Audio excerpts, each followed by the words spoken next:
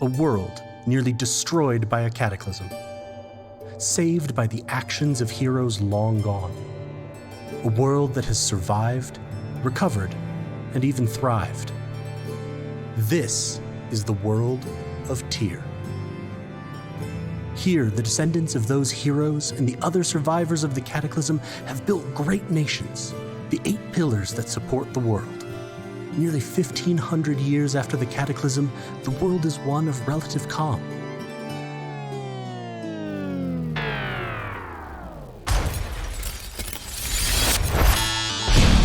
However, beneath this veneer of peace, great forces move. With every shift and shudder, they threaten to disrupt the delicate balance that keeps the pillars standing. Now, across the world, knowingly or not, people must become heroes, or the pillars will fall and Tyr will be no more. Join us as we follow some of those heroes and see their struggles to keep their world from destruction.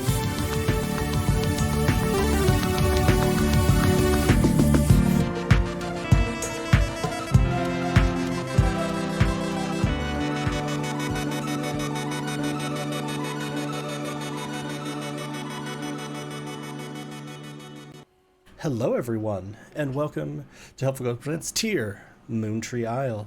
My name is Goat Trainer, and I am one of the founders and also the programming director of Helpful Goat Gaming, a small independent game design and game content creation community, and I'm also your DM for this evening, as the nameplate below me suggests. Before we get to... I'm just seeing, are people having buffering problems? We'll just wait. Did you just say McBuffering problems? McBuffering? No. Is this an order That's through not McDonald's? what I heard. Are we at the I heard- drive-thru? I was like, McBuffering. I was like, I'm prepared for that might have been what I said, but, so tonight we will be playing in the world of Tier, and we will get to introductions and a recap of what happened last time shortly. But first, I am going to go through just a couple of quick announcements before we get to the fun. As I mentioned, Helpful Goat Gaming is a community around game design and game content, and also just supporting each other and being there for each other. If you'd like to join the hub of that community, ! Discord in the Twitch chat, or the link down in the description if you're catching this on YouTube. We have a great time. We play sort of community board game nights. We do movie nights. It's a really good time. ! Donate highlights a cause that we are focused on at the moment. Right now we are doing Hope for Haiti in the wake of a devastating earthquake, tropical storm season, which is getting worse each year. Haiti could really use some assistance. So if you have the energy, the resources, etc., we encourage you to find a charity that supports Haiti and in some aspect of what you want to do. Hope for Haiti is a highly rated one on Charity Navigator, and they provide lots of different types of services, which is why we've chosen that. But really, any number of support organizations are working in Haiti right now and are desperately needed. There's my cat, Calcifer. ! Merch takes you to the merch store, where right now we have this. The artist highlight Mine only series just chipped of McKeck Tumbledown, done by our very own Chelsea, with the artist highlight series. All of the profits from that go to the artists in our community, who do such beautiful work. So please, I encourage you, check that out. It will not be in the store permanently because we don't want to rotate through on the artist highlight series. So take the chance if you can get it. And I'm looking forward to having that on my wall. That was merch. Also, you can get a Moontree mug or a Moontree shirt or a Goat and Stoat shirt.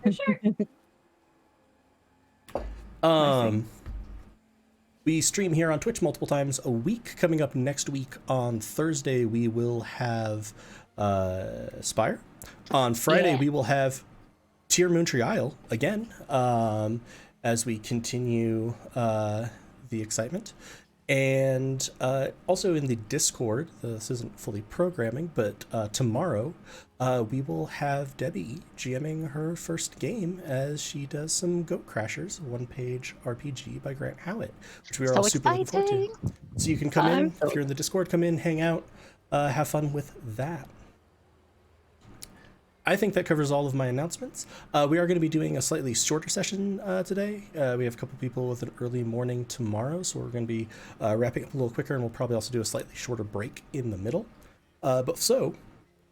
To assist that, I'm going to turn it over to you all with what happened last time, and don't forget Chelsea poem. Are we doing intros? Intros.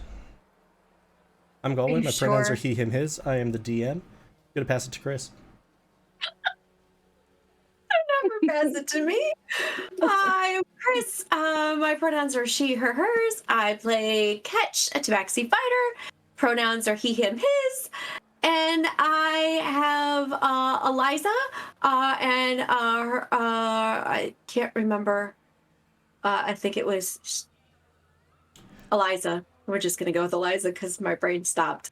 She had said that her pronouns were she, her, though she does use plurals when speaking. She uses we. That's why I was when confused. Speaking. Yeah, we, yes. So we're just going to say Eliza is Eliza because Eliza is all-encompassing. And so I will pass it to my power bottom, Rachel. Hi. Me. I'm Rachel. I use she, her, hers pronouns, and I play Nero, the Firbolg monk, who doesn't have any issues with fire or morality, and he uses he, him, his, and I'm going to pass it to my power this side, Sam. That's a Hi, term. everyone. Yep, it sure is. Power this side. Yeah. Does that I mean, am- wait, Sometimes just you real need it quick. from the side, okay? Is Rachel your power that side and Heather your power this side? Is it like a directional left-right thing? Well, That would make him a power middle. yeah, when you want to be sandwiched, you know. You go this side and to that side. Yeah. So I am Heather and I Sam. are bread. Okay. There we go. I play Dent, the enchanting knight, and I'm gonna mix things up, and I'm gonna pass it up that way. Whoa. Whoa. Hey, my name is Elise. My pronouns are she, her, hers. I play Minoru, who's a human rogue. I almost said human fighter. Why? She's reclassed. You said long rest, right? Anything goes. Anything goes.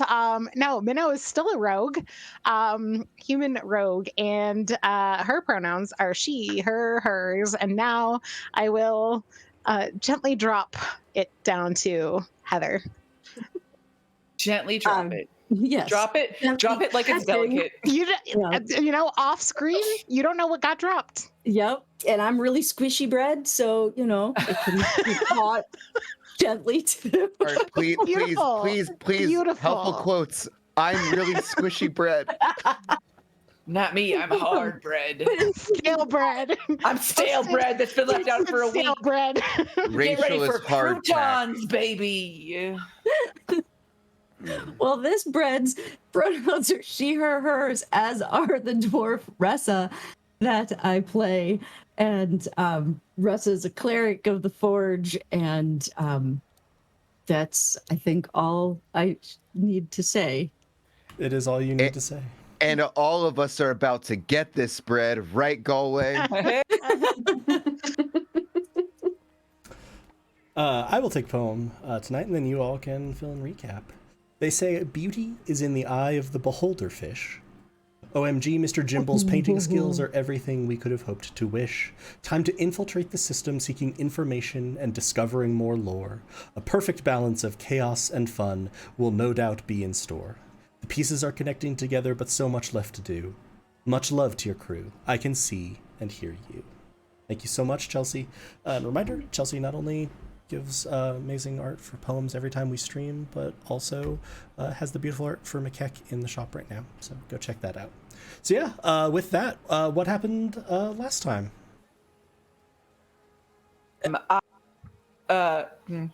Camera, phone? Nope. Microphone. That's what you are. Pick up my voice better, please. Okay, thanks. It's fine. We're here. The very first thing that happened is I went and got a terrarium jacket for all of my lovely plants and animals, soon to be plural, to live in. And me and it can, it can blend in nice, and they can all have a nice space for Jebediah and Rachel. And yeah. Oh, and I made a really great phone call where I didn't mess anything up and I didn't lie. And I talked to that detective whose name I forgot to write down. As if I write anything down. What do you mean, forgot to write down, Rachel? Admit it. I don't write notes.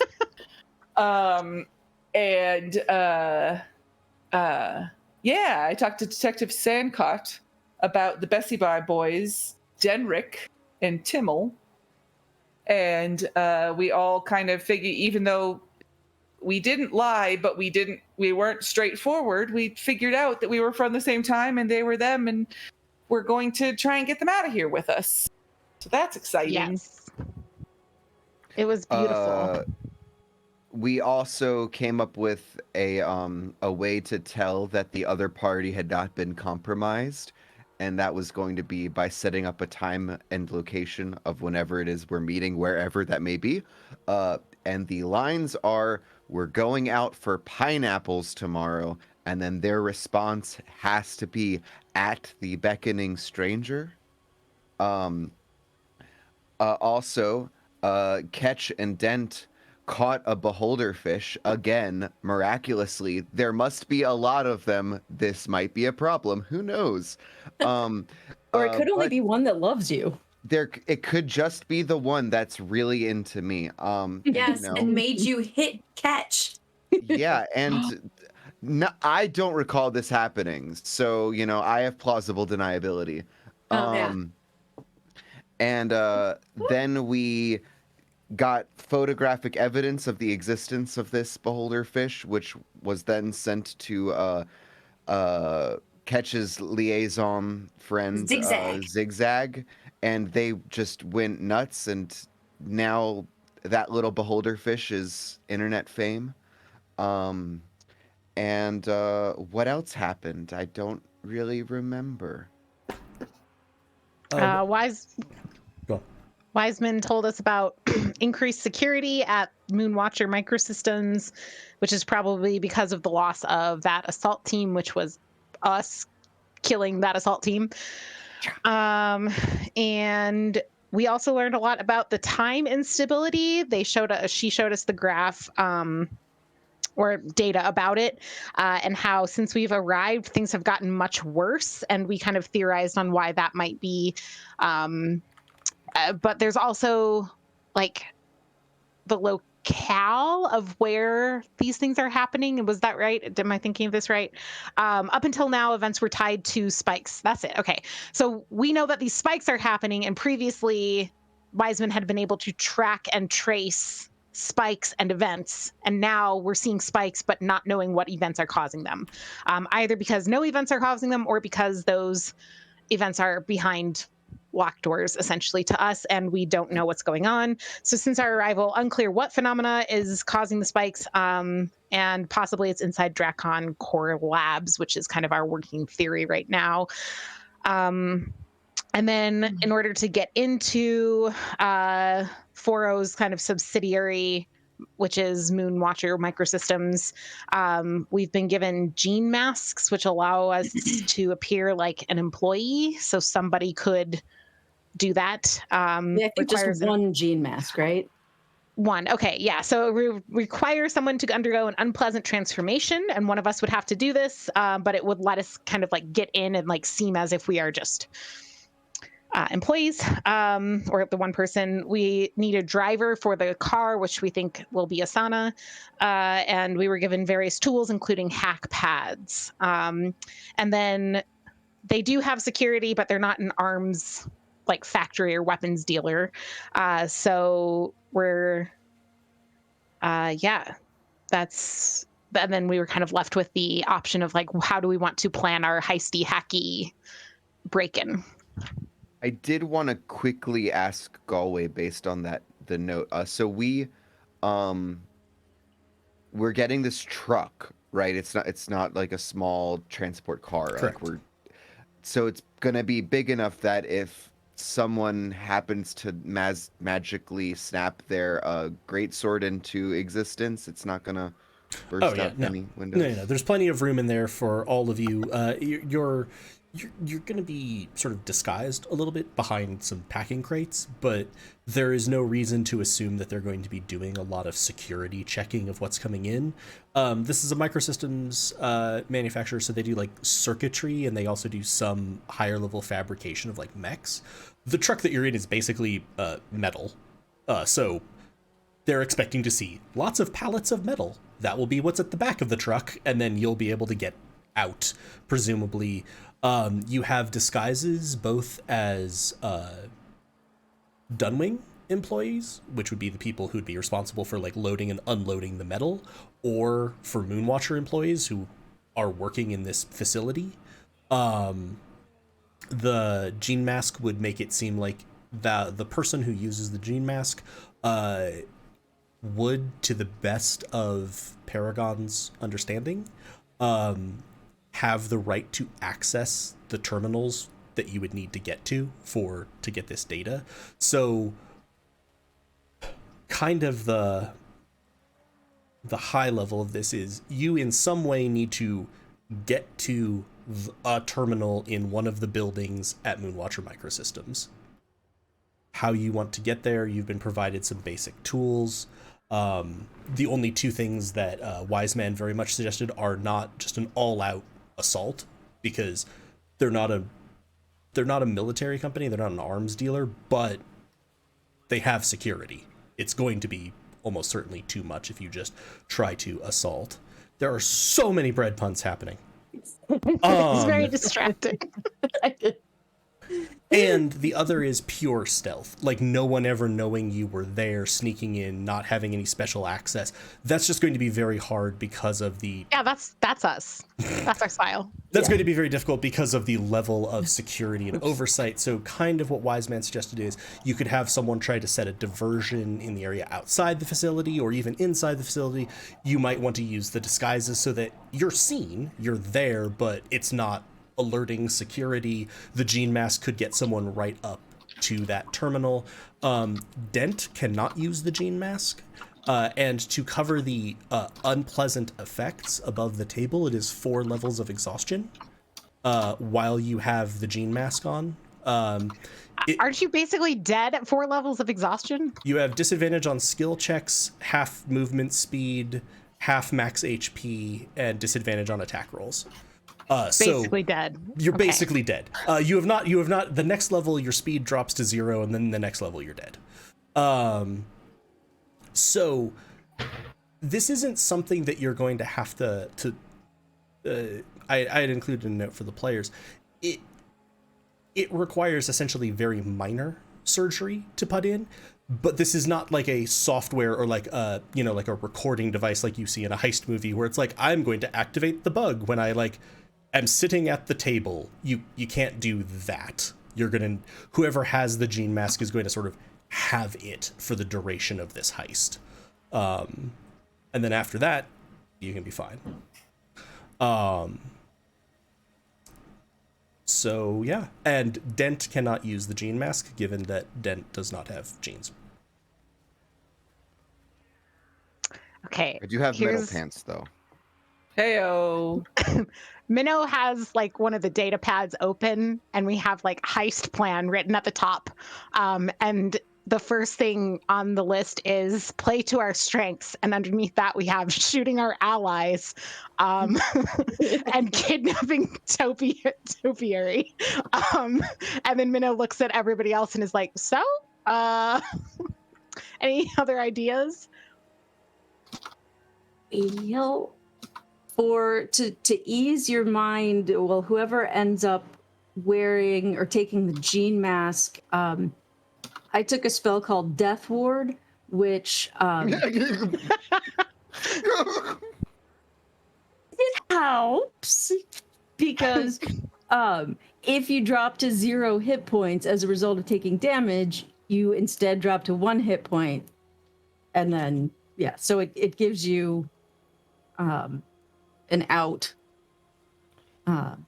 that way. Instead of dropping to 0, you can just drop to 1, but then the spell ends. Galway, just out of curiosity, if someone were to have this gene mask on and someone did a greater restoration on them, would that relieve level of exhaustion? No, because it's essentially the gene mask interfering with your body. Okay. Well, actually, let me amend that. Yes, you would cure the level of exhaustion, and then instantaneously afterwards it would reapply you to 4 levels. For sure. I don't have 5th level spells yet. Yeah, no, that's fine. I was just curious, if how I guess it affects you. Is it you put it on and it becomes, it's the process, not the wearing of, the right? Thing it's is, it is essentially making you read as another biological entity, and that so kind of constant, fucks you ongoing. Up. Okay. So, I mean, in the interest of time, should we over the table, say we're going to do a combo of stealth and not stealth here, I've right? also popped you into a map view on Roll20, and I'm showing people this. This is just meant to be a very simple map of the facility. The main entrance, if you were using a truck, is going to be down in the southeastern corner. Hey, there you go. Down there. The parking is in the southwestern corner. Is the building there, and then the northwestern corner is the building that will have the terminals. The big building in the middle is the fabrication hangar. So if we go in the truck from Dunwing Metallurgic, where would they direct us? Like, where's the loading dock? Would that be on the central building? Can't hear you. Push to talk. Because I stream my Roll20, it flickers really weirdly when I do the ping so that people can see it. But just for me, not for stream, but for me, like, my circle is still flickering in and out of existence on my view of it, and the map keeps breaking. From what Wiseman has been able to ascertain, they would take you to the southwestern building first, and then from there would probably take you to a loading bay in, the central building. Okay. People are able. Okay, I was like, I looked down and out of the corner of my eye, I saw Heather adjusting like earbuds. I'm like, can people still not hear me? Please tell me if this is the case. So can we all just be wearing uniforms, kind of generic, like, warehouse worker type uniforms, to be like, we're the unloading team from Dunwing, and have one person do the gene mapping if we need to get us into the building. And we can at least use that much to get us in, kind of through. We can unload stuff into the first building if we need to. And then at that point, kind of break away from this ruse, maybe go stealth to get ourselves. Although we're still going to be in the truck. So, well, I mean, we can walk. It's just that's a really long distance to try to think that we can just like, I'm thinking like I'm just Kronk hearing the Looney Tunes stealth music. Yeah, Emperor's New Groove, Kronk, like pressed up against the wall. Like everyone's just like. Well, if everyone is wearing unloading team T-shirts, can I also wear one? Absolutely. Okay. We don't discriminate here at Dunwing Manufacturers or whatever it's called. All employees, regardless of origin, Body material, wear the team T-shirt. And in fact, what we're gonna do is we're gonna like have like an anniversary T-shirt or something where it's like, did you know that it's like, you just gotta lean into the lie. It's like Dunwing's 15th anniversary as a company, and like everyone's gonna be like, cool, and we'll be like, yeah, we've got cake back at the main warehouse. It's really cool. They give us all these T-shirts, cupcakes in the truck. Yeah, just to really tell the lie. I will casually Google on my data pad this Dunwing and see what casual lie I could tell about the corporate, why we'd all be wearing special occasion T-shirts, and then I will pay for special occasion T-shirts to be made for everybody. You look that up. I don't think this requires any checks because you're just doing basically public information access. You do see that they've opened essentially a new series of facilities. Perfect. Beautiful. Grand opening T-shirts. That's absolutely what they're going to be. And we've all been encouraged to wear them for casual Tuesday. Scissors? Can I have large scissors? Yeah.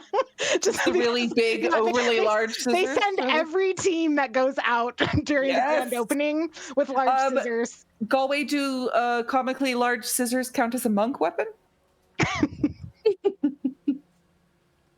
I'm gonna say no. Damn it!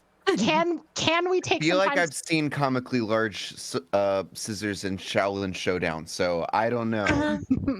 I mean, can we take the time to make cupcakes to help sell the lie? Yes. So you are at this point in the afternoon. Can we put a sleeping potion in the cupcakes? Don't put diarrhea stuff in there. It's not pulling Ava. Yeah. We could put something psychedelic in there. Just to kind of mess with them a little. You are currently in the afternoon, and then you would essentially, Wiseman, because some of this does depend on like, are they expecting a shipment, etc. It would be tomorrow evening, so you're going to have a long rest in. And I'd already said that to Heather. She was asking about changing some spells. You absolutely know you're going to do this if you are in fact pulling the trigger on this.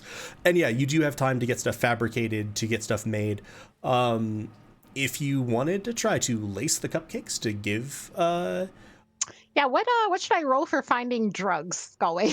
We can lace them with fish. Look for drugs. The beholder fish.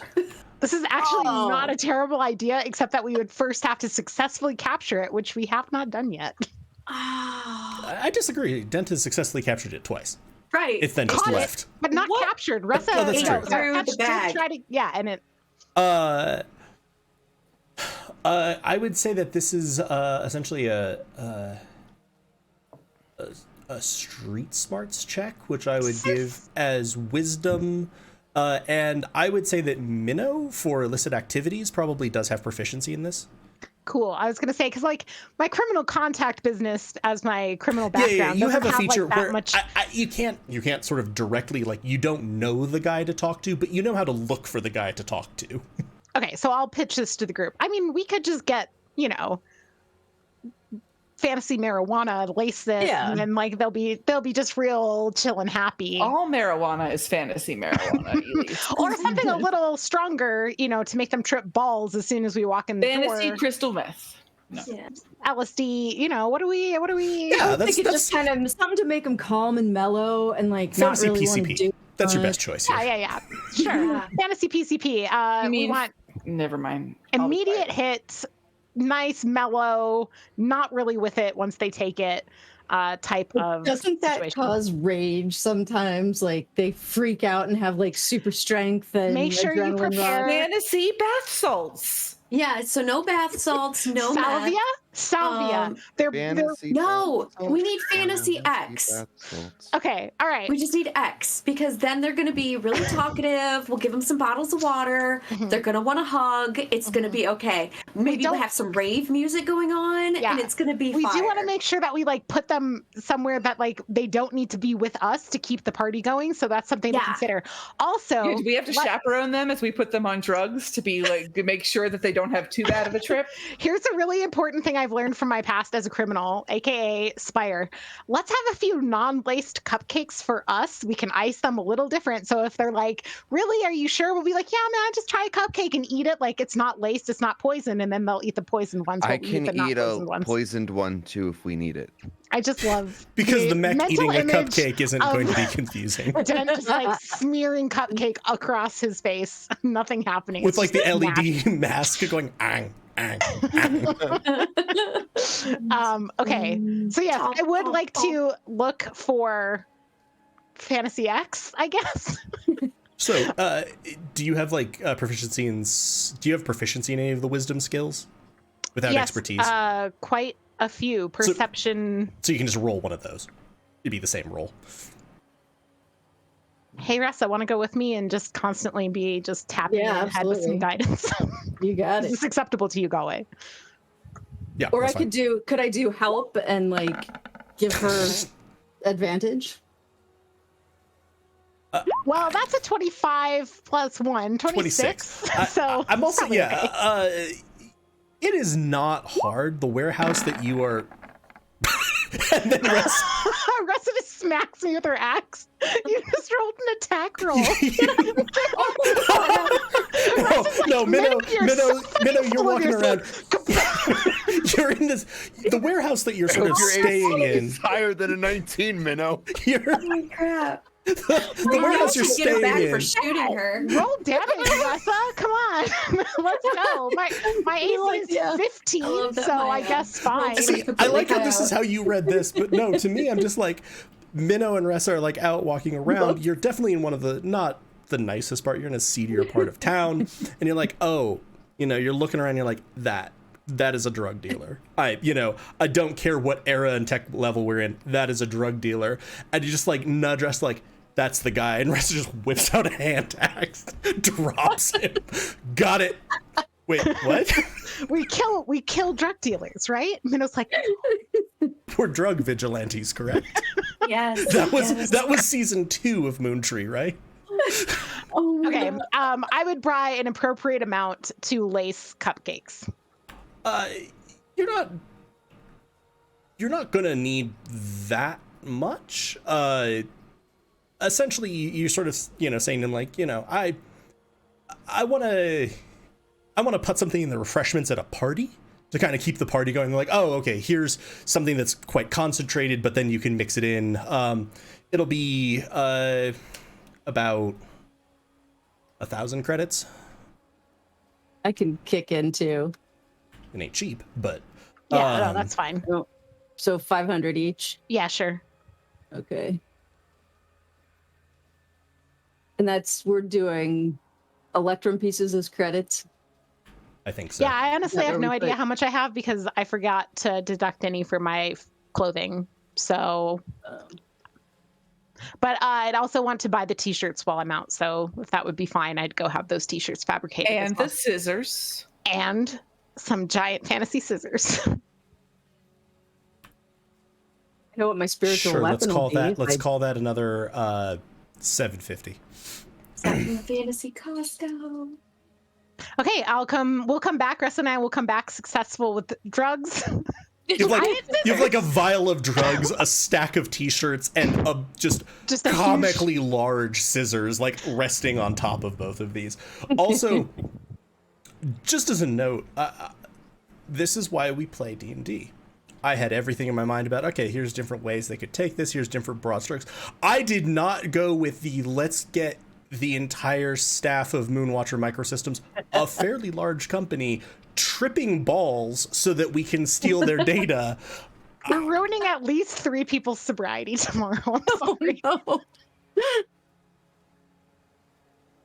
Does it count if there's spite? No, don't know Okay.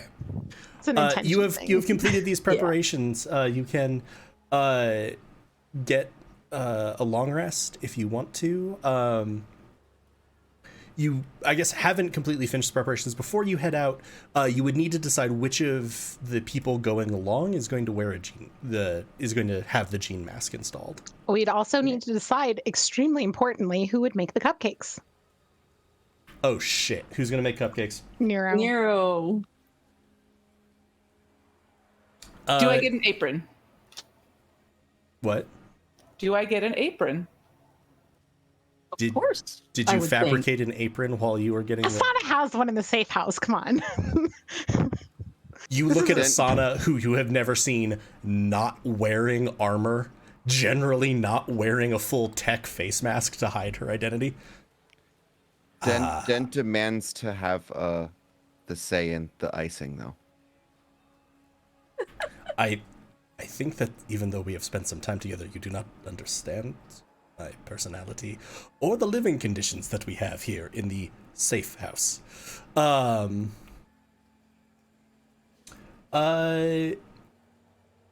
is Nero trying to cook or trying to bake cupcakes? Is there an oven and those kinds of things? Well, no, yeah. There's those kinds of things, but like, do you look up a recipe and try to follow that? Are you sort of doing this from memory and sort of intuiting your way to this is about right? Do you want to just roll a luck die? I mean, I feel like unless somebody tells him to look up a recipe, that would not be where he goes. You Okay. are absolutely getting assistance from Dent, who has lots of cooking experience, even though he doesn't eat it. I will point out the familiar and trope of robots that love to cook who have a problem because they don't know what anything tastes like. It is a wisdom roll. Then. Bartender that doesn't drink. You're kind of trying to intuit your way through this. Just like straight wisdom, or Yeah, I think this is just straight wisdom. I don't think you have deep cupcake baking skills necessarily. yeah, my With only advantage, right? 'Cause proficiency Den's is helping. wood carver's tools. So You would. And guidance. I'd be guidance. You do have someone helping you in the kitchen, so you're at least not needing to manage nearly as many things with Dent, and Ressa follows around and slaps you with guidance. So you have a wisdom check with advantage and guidance.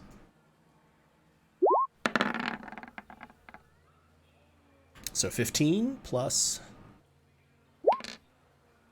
18. You sort of get done with the first batch before you decorate them, and everyone, they smell pretty good. Minnow would probably encourage us to put the drugs in the icing so that it doesn't I kind of figured so that you weren't Yeah. like how do we taste? Oh shit! Which one was the one that's? Yeah, was and the you're safe- basically like a, accidentally licks his fingers many times.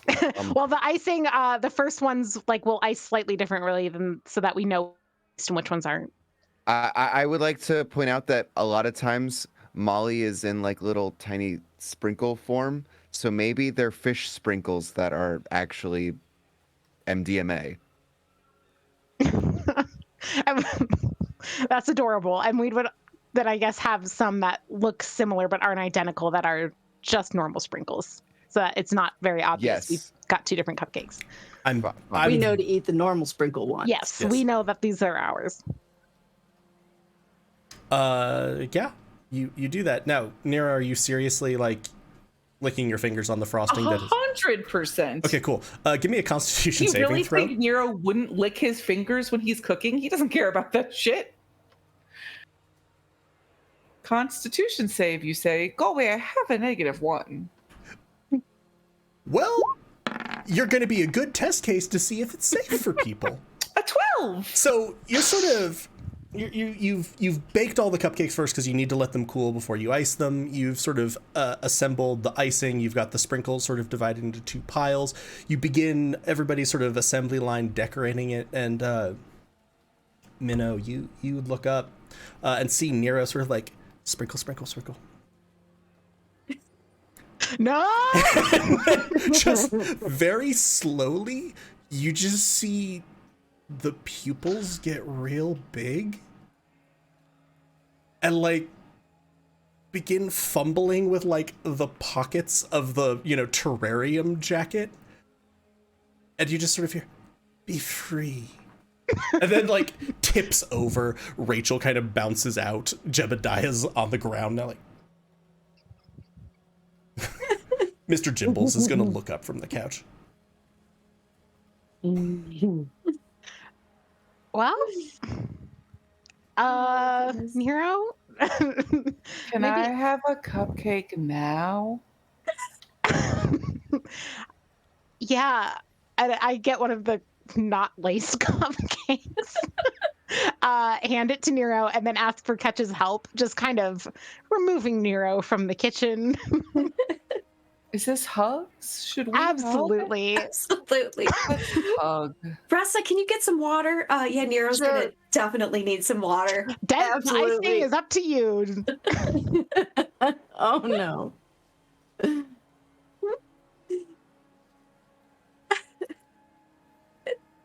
And I'll bring Carry some water Nero up. over and drop him off next to Mr. Jimbles. Nero is definitely going to cast Speak with Plants and just have conversations with Jebediah and Rachel while this is happening. Oh. You think that's what's going on. Everyone else kind of looks over. Nero is just sort of flopped on his side, attempting to have a conversation with essentially the bedside table. I put Rachel on the bedside table so that at least it's in the proximity. Tree's in the proximity of Nero. Which you're also not 100% sure, because it's a little bit difficult, right? Because Speak with Plants and Animals always causes Nero to sort of speak in this, like these animals. You actually can't be sure if Nero is speaking with Rachel or is just sitting there going like, Beautiful. Petting Rachel. There's gonna be some petting going on. Yeah. And I will say, as at this, like, Dellen is helping with the frosting, very, very, very studiously. Like you, Minnow, you're 90% sure you saw him be like sprinkle, like go to lick his fingers and then like look at Nero, be like, no. Dellen, if you want to, you can. That's okay. It's a safe environment here if you feel like experimenting. Speaking of safety and experimenting, though, the gene mask thing seems like it's going to be not great if somebody needs to contribute if things go poorly. And I'd like to help Dent, so maybe I can do that. Did you say you want to help Dent? Yeah. Oh, okay. You I was wanted- just making sure I heard you right. I think that's really nice. He wanted to find out more, and this seemed like a chance for him to. And I have a fairly limited number of spell scrolls left, so given what we know we're going back to, figure maybe I'll save those for there. So Minnow wait, makes so you're grabby hands at the volunteering. spell scrolls. so You're you want to wear the volunteering to jean wear the mask? jean mask. Yeah. Wow. I'm okay with that. Yeah, I mean, if any of us is going to be useless, it might as well be Dylan, right? Exactly. Dylan, Poor Dylan. cheers. That's like such a beautiful thing that you've offered. Thank you. I think that sounds good. And if As this- worse comes to worse, I can carry you like always. That may be There you required.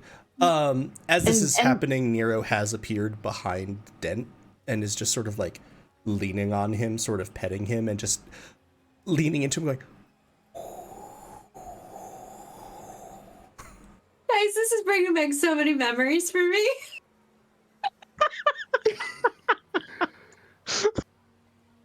How many drug Minnow out takes a friends have lot you of- taken care of at parties? Or... Takes a lot of photos of Nero. at some point, also Nero definitely begins chasing Mr. Jimbles around the safe house. Oh God, we'll need to stop that. And probably. Nero also just starts watching things on his searchable internet device. When Nero was breathing down my back, you just saw like on my visor just a series of question marks. But Nero also like touched it too much, so you have a whole lot of greasy fingerprints on your visor as well. Some smeared frosting. Smeared frosting. Oh God. I will talk to Dylan about that Death Ward spell and if he's interested in That seems like a good idea. Okay. All right, then I'll make sure I take that. I so still can very pass it much on. want to not die, just it seems like me being debilitated is probably actually the least likely one to result in me dying compared to one of you being debilitated. And this is like, you and Ressa are, you, Ressa, are sitting there talking to him. It's like, because, I think very highly of you all, but I'm not sure that this is going to go exactly to plan. Because in my experience, very few things have gone to plan. So, yeah. So we're consistent, is what you're saying. Yes. Dylan, do you have any spell scrolls that you think would be helpful for us if you think you wouldn't really be able to use them tomorrow if you're going to be so kind of incapacitated? The spells that I have left are more focused on outright combat, and I was thinking maybe more useful once we go back and have to deal with blue. Yes. Yep. Oh, you're hopeful. Okay. Yeah. I Yeah, we just definitely don't reach want you to- forward and touch Dylan's nose and just go Okay, this is happening. boop. What do I do? Oh, I get the dancing toy out, Oh yes. and I push the button and I hand it to Nero. What is it? What is it? A kangaroo. Yes! Sam was so excited. All right, Nero and the kangaroo start dancing while Nero does the silent finger symbols. There is that make also no now sound. a smear of frosting across Dylan's nose. He's just sort of like, I love it so much. okay, we're fine. Okay. Dylan, you're such a good sport. I try. I mean, really, what are his options? Yeah, there is that. But yeah, so this you have someone selected because Dylan volunteered to Gene Mask. Asana will handle the driving and will be with you all. And you're kind of going in a read and react mode to see what you end up doing. You do know that, again, the northwestern building is where someone has to get to get the information. The only other thing that's sort of point of order with like the map, the massive central building is sort of factory floor fabrication. It's configurable inside. It can, to allow for different projects. It extends several stories up and also several stories below ground. Most of the rest of the buildings are only like one story. The building in the lower right-hand corner is 3 stories tall and is kind of offices plus the welcoming center for any official functions, etc. The southwest is parking, and above ground is kind of the employee sort of break area. So that does actually dovetail very nicely with this incipient laced cupcake plan, because you will be parking very close to the break room, essentially. The northwestern building is the data center and the communications hub, and the northeastern center is kind of the security facility, along with also the secured storage of some of like the more valuable materials and things is up that way. Oh, cool. So yeah, you go to sleep if you want to. Nero did actually manage to cast Speak with Plants.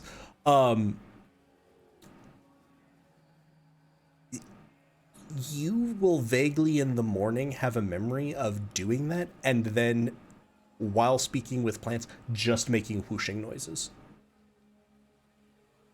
So all Rachel heard was, and not. Yes. Essentially, Nero was doing to Rachel exactly what Nero was doing to all of you. With this, Dent, you had mentioned wanting potentially to have Paragon researchers maybe take a sort of scan of you, run some diagnostics, etc. If you are still interested in that, they will do that sort of in the morning of the next day. Yeah. That sounds great. So they'll send a medical team and a technical team, sort of a couple of people in each. They do sort of let you know right up front that they're not going to be able to tell you anything right away. They're just sort of there collecting data, and then analysis will come later. But they do go through, they check everything. They actually also point out a couple things to you regarding the transformations that Scottson made. Mm-hmm. If you go to any of your other armor forms, you will look essentially entirely normal, or entirely as you did before. He didn't mess with those. He utilized essentially a lot of engineering to get the extra materials folded in, tucked away, etc. So it's this form is the one that... And it still takes a long rest for me to switch between forms? Yes. Okay. Raccoon can. Shattering. Counts for left. So you spend sort of the last parts of the day preparing, going over the plan. Dent is being inspected by the teams that have been sent from Paragon. And they also all promise you, if possible, they will get you information as soon as they can. Wise Man does send you a brief update, similar to what you'd covered in the recap. Elise, this is over the table. The kind of temporal instability before, you had a sort of a baseline, and then spikes, sometimes very high spikes, sometimes sort of middling spikes. The floor is still climbing. That kind of baseline is still going up, which means that when things spike at all, they are going much higher than previously in terms of the instability of it, and the situation as a whole is beginning to make Wiseman extremely nervous. What, are we able to message back and forth with Wiseman a little bit about this? Or Yeah. okay. I think I would message back, like, does this move our timeline up at all? Like, should we be concerned that 20 days is actually going to push us into, like, we've broken the timeline altogether territory if we don't act faster? That is possible, yes. I will continue researching, but with the way things are going, honestly, sooner rather than later will be better.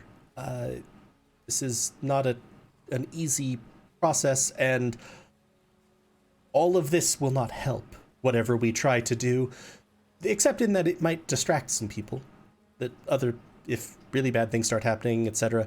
But yes, I would certainly not recommend waiting longer than a few days past here. If nothing else, because right now with the numbers that we have, I'm confident that if we can complete the necessary heists and then get there and survive all of the Drakkon security along the way, we could still get you home. I think that would hold true based on the rates we're seeing for another few days, at least.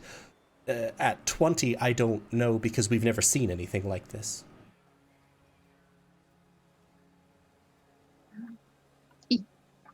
Yeah. Okay. Sorry, I was looking at chat too. Yeah, Minnow would kind of send back, like, basically like a copy that, like, we'll be on our toes. And just to like this, I don't think Minnow would ask this, but this is at least making sure I remember. The idea is that if we go back to our timeline and quote unquote, well, deal with whatever is going on there, we think it will help fix the instability happening in this timeline as well. Yes. Everything that Wiseman has been able to detect, any of the incidents, any of the people who have come through, while there are time differences, like Asana came in 3 years before you, despite only having gone in a couple of days before you, everything is coming from your time period, and the instability started after that. And so Wiseman's like, the numbers and everything around this just suggests to her your side is where things are breaking. It's just also showing up here. Okay. So how's Nero feeling? Hey Nero, how you feeling this morning? You feel fine. Great. I really enjoyed making cupcakes. Good. I high five Ressa. We found the good shit. Yeah. Mm-hmm.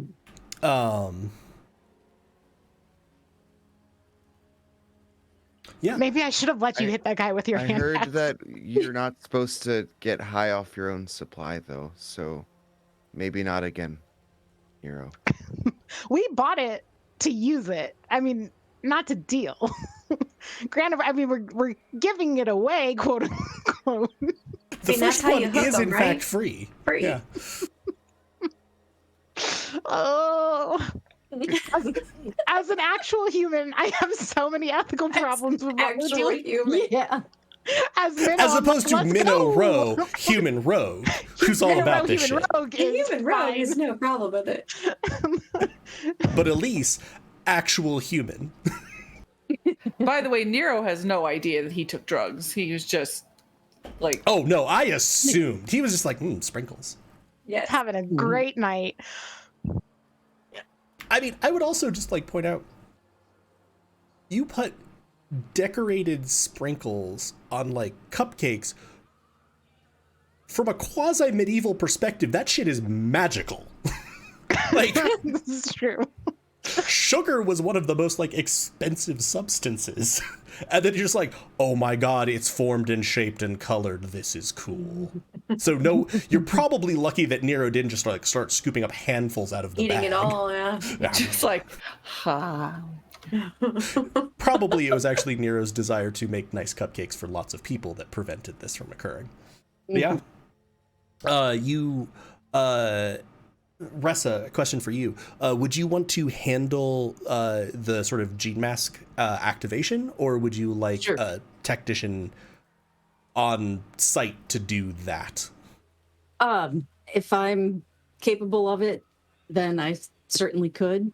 Let me put it this way. There is more risk on if you try to activate it that something could go wrong than there is if you try to deactivate it to get Dylan not miserable. Then let the techs activate it. Okay, so the techs, after they sort of check out Dent, will also activate this for Dylan. Dylan sort of immediately is like, oh, I feel miserable.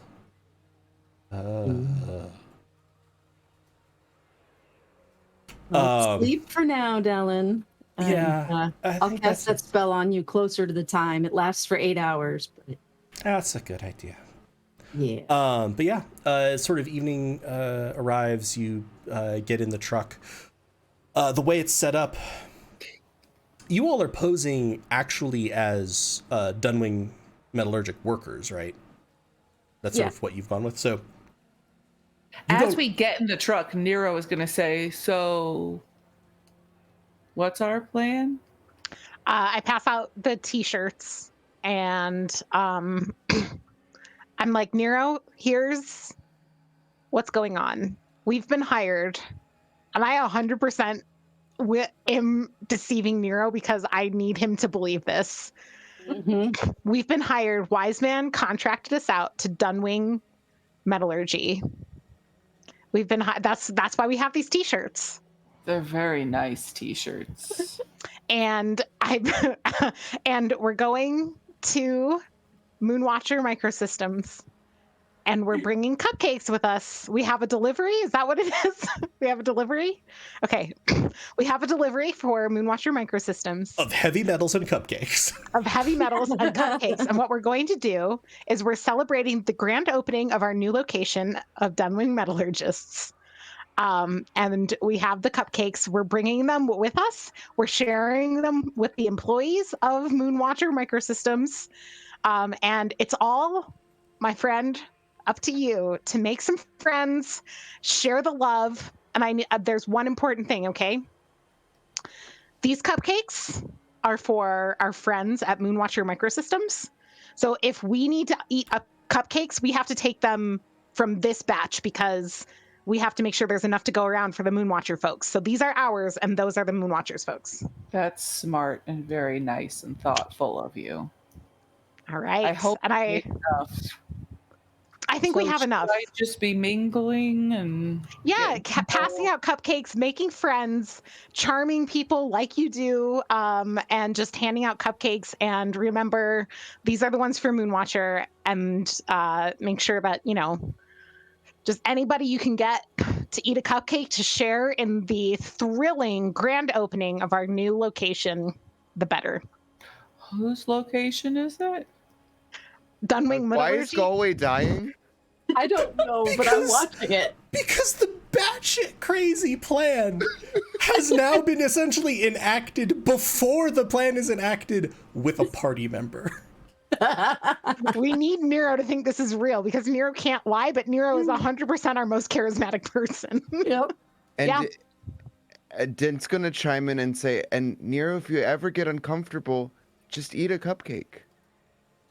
But only from this only one of these cupcakes. Because I need to make sure there's enough. Yes. That's right. Mm-hmm. Yeah, and it's probably best if you only let everybody have one cupcake each.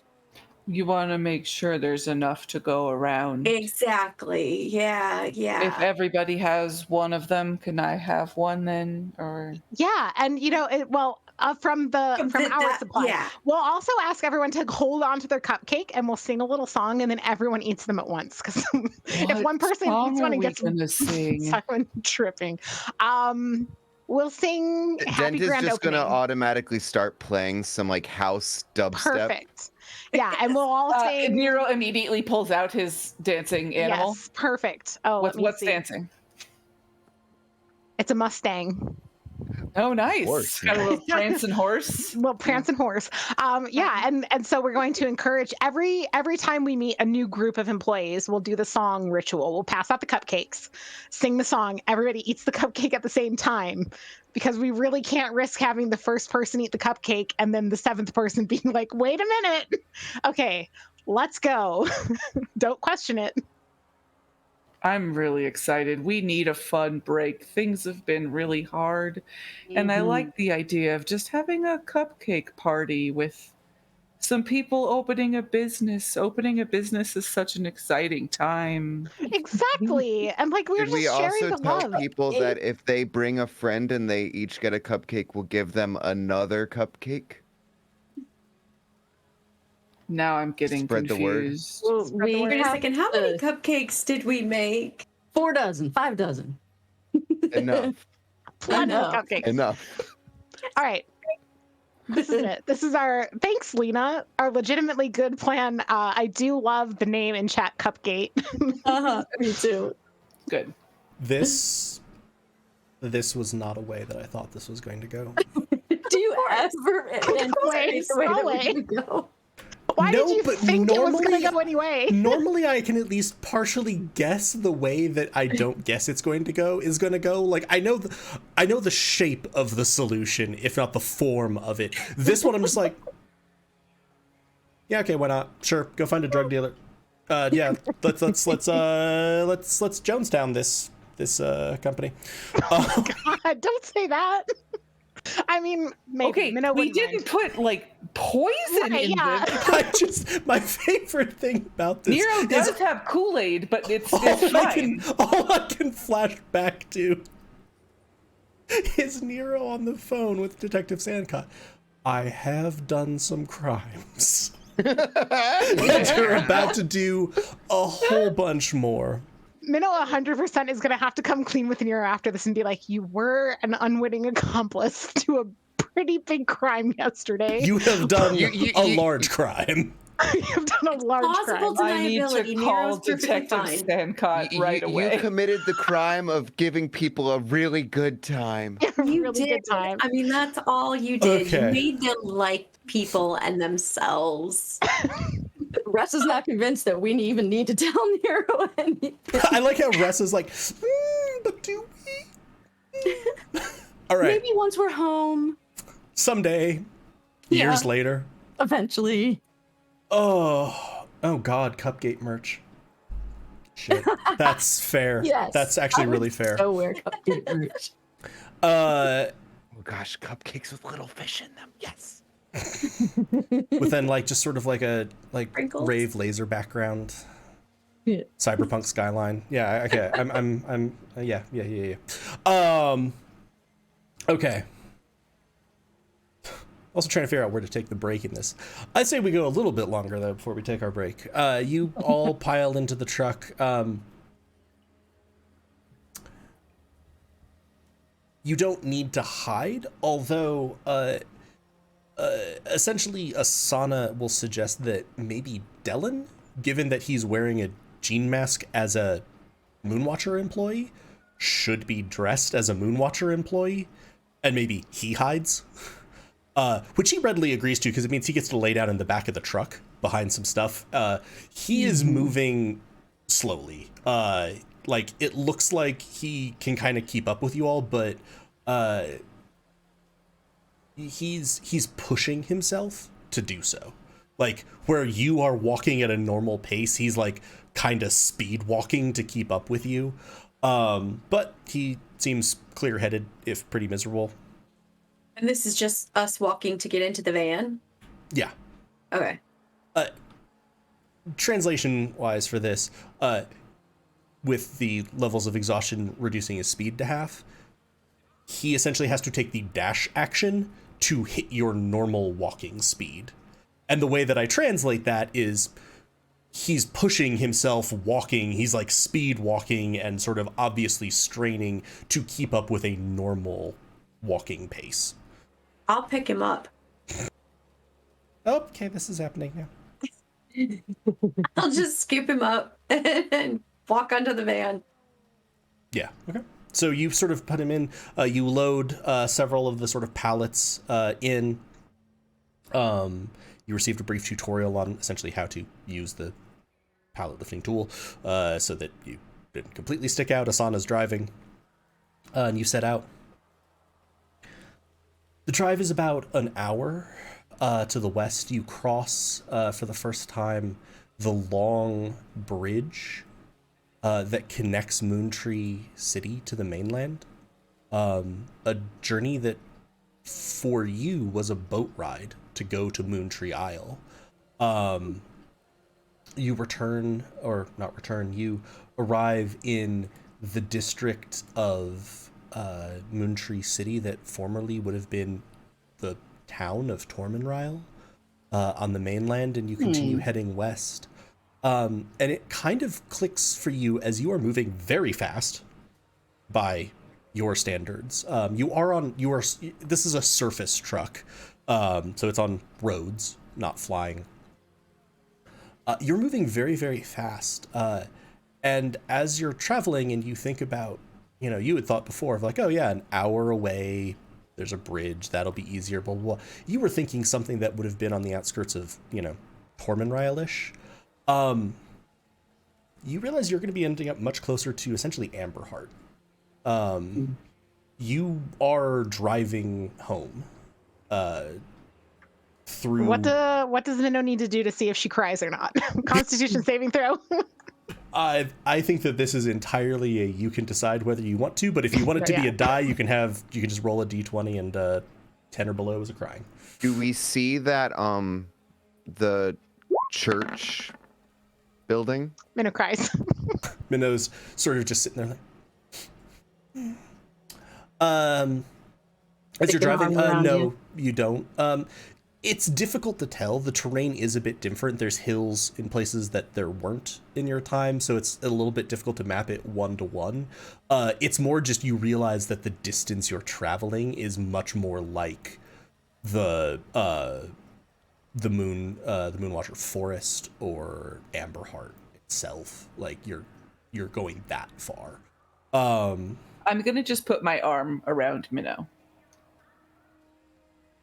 Now, like, one arm from Nero, one from Ressa, and Minnow's just in the middle, like, thanks. Cross dense visor, you'll see, is this hugs? Question. Which everyone but Nero gets, and it was Nero's quote. That's precious. You arrive at the gates, essentially, of a large facility. Development in this area is much more continuous. You're sort of going with like the hyper-urban, sort of modern life of city urbs stretches to suburbs, stretches to exurbs, and then sort of pulls back into then manufacturing in the exurbs, which produces its own set of urbs, suburbs, exurbs, which is very odd for you. You were used to the day-ish trip between Amberheart and Tormenryle being mostly empty forest. You arrive, you see a sign for Moonwatcher Microsystems, and it's sort of a pattern of a moon with a sort of circuitry pattern overlaid on it.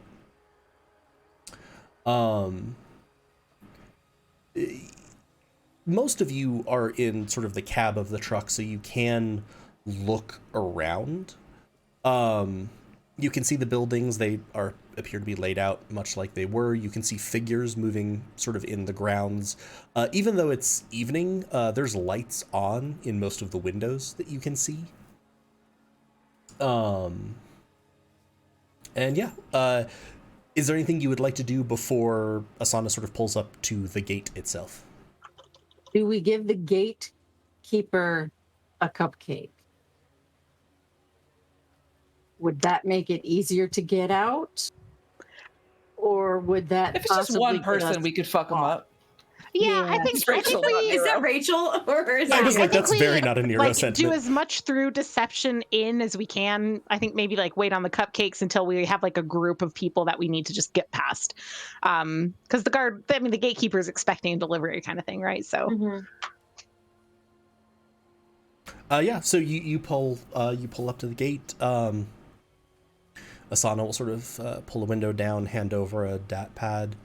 I guess it's the delivery of materials from a very celebratory Dunwing metallurgic. Because Asana has had to be let in on this plan. It's like, okay, you know what? You all have operated out of my depth, so I guess this is the best idea. And the guard will sort of review things, look up at your t-shirts. I'll offer a normal cupcake, not a spiked cupcake. What is this for? We're Ressa, celebrating those opening ones our are new. for us. I'm giving him mine. We opened a new facility, and we're celebrating. you've been such a great client for us. We just want to share the joy. Let everybody know. Nero was like, wait, we work for them now? They've been a good client for us. Like Moonwatcher, I'm like, okay, here's how it works. And I start explaining capitalism to Nero. Now Nero we have needs to time roll for to see that? if he cries. Yeah. The guard will actually take a cupcake and be like, I don't know if you're the new driver. Head to the garage and the rester and the sort of employee waiting area. Someone will let you know what gate to get to. It should be, might even be about an hour before they let you know which gate you're heading to. There's some stuff moving around right now, so you might have to wait. And thanks for the cupcake. And I'll sort of wave you through. The gates that close are... The walls that surround the facility are fairly thick and the equivalent of like concrete. Probably actually are concrete. The gate is the equivalent of like a chain link rolling gate, but you do see them glowing slightly, so they probably are magically reinforced. Asana will pull the truck around. There's a ramp that leads down to beneath the building in the lower, that was about the lower left corner. Yes, that's what it is on your map, but the southwestern corner of the facility. And you recognize at this point a parking garage. You've been in plenty of them. There's lots of trucks. You can see there's sort of a waiting area for like external deliveries. And she just sort of follows that signage and goes in. And there's another attendant there who sort of like, you know, checks her, scans the DAT pad, checks the truck, and is like, it is looking like it's probably going to be at least an hour before I can get you guys moving on your way for the unloading. So feel free to, take a break up in the break room if you want. We'll let you know. I'll ping your pad when they're ready for you. Sounds great. The whole process here, this is Elise, not Minnow, is do we actually do the unloading and then make our way to the other building, or are we waiting at the parking building in the southwest corner and then are being sent somewhere else to do the unloading? You will be sent to one of the bays in the main on the main building. factory. Yeah. Okay. I will also say you can decide where you want to do this. So I just want to highlight to streamline for people the sort of decision gates that you have. You're not unloading the truck here. Inside the truck is Dylan. So either you will need to wait here for an hour and then go and unload and maybe send an away team, or you can try to get Dylan out and see if you can sneak up there before you're supposed to unload. Yeah. There does seem to be an attendant on this end, though he is also not particularly paying attention. He's kind of wandered back over to sort of a little kiosk where he's sitting. And We could probably go in as a group and kind of surround Dylan so that he's not particularly noticeable. Yeah. So Or he could show us where the break room is. Right. So I think that we have an opportunity here to be like, oh, you know what? We've got an hour. That's perfect because we've got these cupcakes. We're supposed to be having this party. Let's just start distributing this to people. And then we just kind of start making our way north to the building that we want to get to. And any group of people we come across, we just share a cupcake with and we just leave a trail of high bodies in our wake. Or Okay. we just like Mamba line it. I was thinking we were gonna go Conga like line? into the break room in the building where we would unload and then like cause some party there, and then like Dellen and Dent were gonna sneak off to get the data. Also fine. I think we just don't have a docking bay or anything, or any reason that like once we get there, they're not gonna wait for us to go to the party, make a party. They're gonna be like, start unloading, and we're gonna be like, yes, our empty truck, you know. You do actually have metals. This is an actual Dunwing metallurgic truck. You're not entirely sure, actually thinking about this, how Wiseman has acquired this. Yeah. But they did tell us we could wait. So Yeah, and they told why you not that you go could in? wait here. So let me actually Yeah. Let's y'all. go in. So we're in this Main building, the central building. Oh, wow. No, we're down bottom left. Big building. Oh.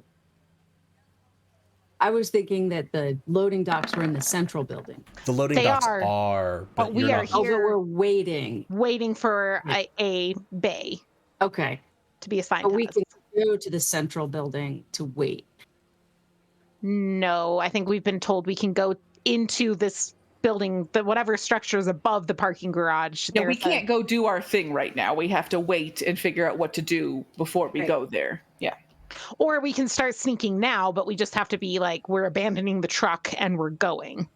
Right, because then we'll make it back for that hour. Yeah. Yeah. Yeah, so it's sort of what do you want to do, and do you want to try to get Dellen out right now?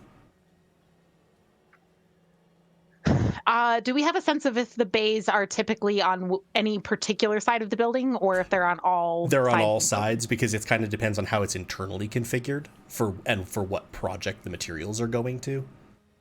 Can I ask the foreman or whoever it was who kind of sent us to park, like, hey, any sense of like which bay we might be getting to with the, you know, the delivery that we have? Are we going to be which side of the? He's gonna sort of flip through. Looks like you're for that new fabrication project. That's probably going to be on the east side. Probably Bay 3. Okay, cool, thanks. And then to the group, east side, terrible. That's the worst side we could be on for our plans. Opposite side of what we need. From where we are right now, is there any, like, we're just in parking. Is there any sort of terminal or anything? Do you mean like a computer terminal? Yes. Not currently. You're in.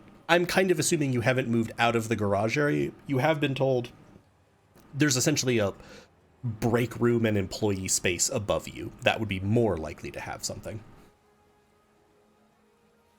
Could be Okay. wise to try to get a layout of the land before we infiltrate a thing we don't know where we're going. Yeah. Let's do that. Let's see if we can get a layout of what we're looking at. And I think if we wait the full hour, our best shot is to drive north along the west side of the wall of the factory building, so that we're going straight towards the building we want to get to. And if they're like, you're supposed to go around, Asana, and I'll kind of turn to Asana and be like, you're the new driver, you didn't know, and just be like, sorry, I'll go around, right? And just kind of wave them off and just gun it. And when we get up to the north side of the building, once we turn that corner, we can park the van. And then when people come out to be like, what's going on? We're like, oh, on our way over to Bay 3, but first we're going to pass out the cupcakes, get everybody high and partying, and then we can go straight into the building and leave the van ready to pick us up. As you said, gun it, you're going to see like Asana sort of very slowly draw a machine No. Not that type. I feel you, but I mean, go kind of quick and leave the people trying to stop us in our wake. Yes. Yes. This could be workable, I suppose. I'm not sure if you noticed, but many of the security appear to be mechs. Does that mean they won't want to share cupcakes with us? Probably. What is best in these situations? Can the mechs do a gene scan? Like, would they be doing that? And they be hacked. No. Like, can Dent do some work? That would be very, very difficult. That'd actually more be something that Asana might be able to do, but that's a big swing. Like, by the time you've done that, she would certainly have said at that point, you're almost certainly going to have tripped a warning or an alarm somewhere in the system. You're on a very short clock. That's maybe more something to reserve for, we're getting the hell out now. Okay. So hopefully we just...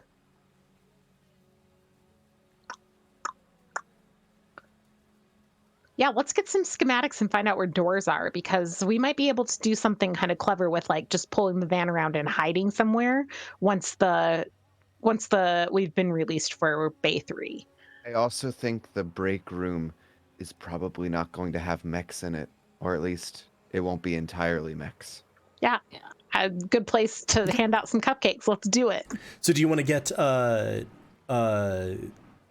Dylan out of the truck, or are you just going up and leaving him there? Either way is fine. I just want to make sure for keeping track of people.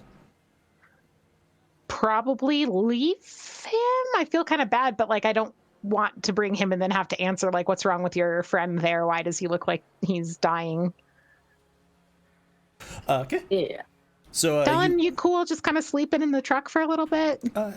Yes, if that's what's best. I just don't want to be, caught, killed, those types of things.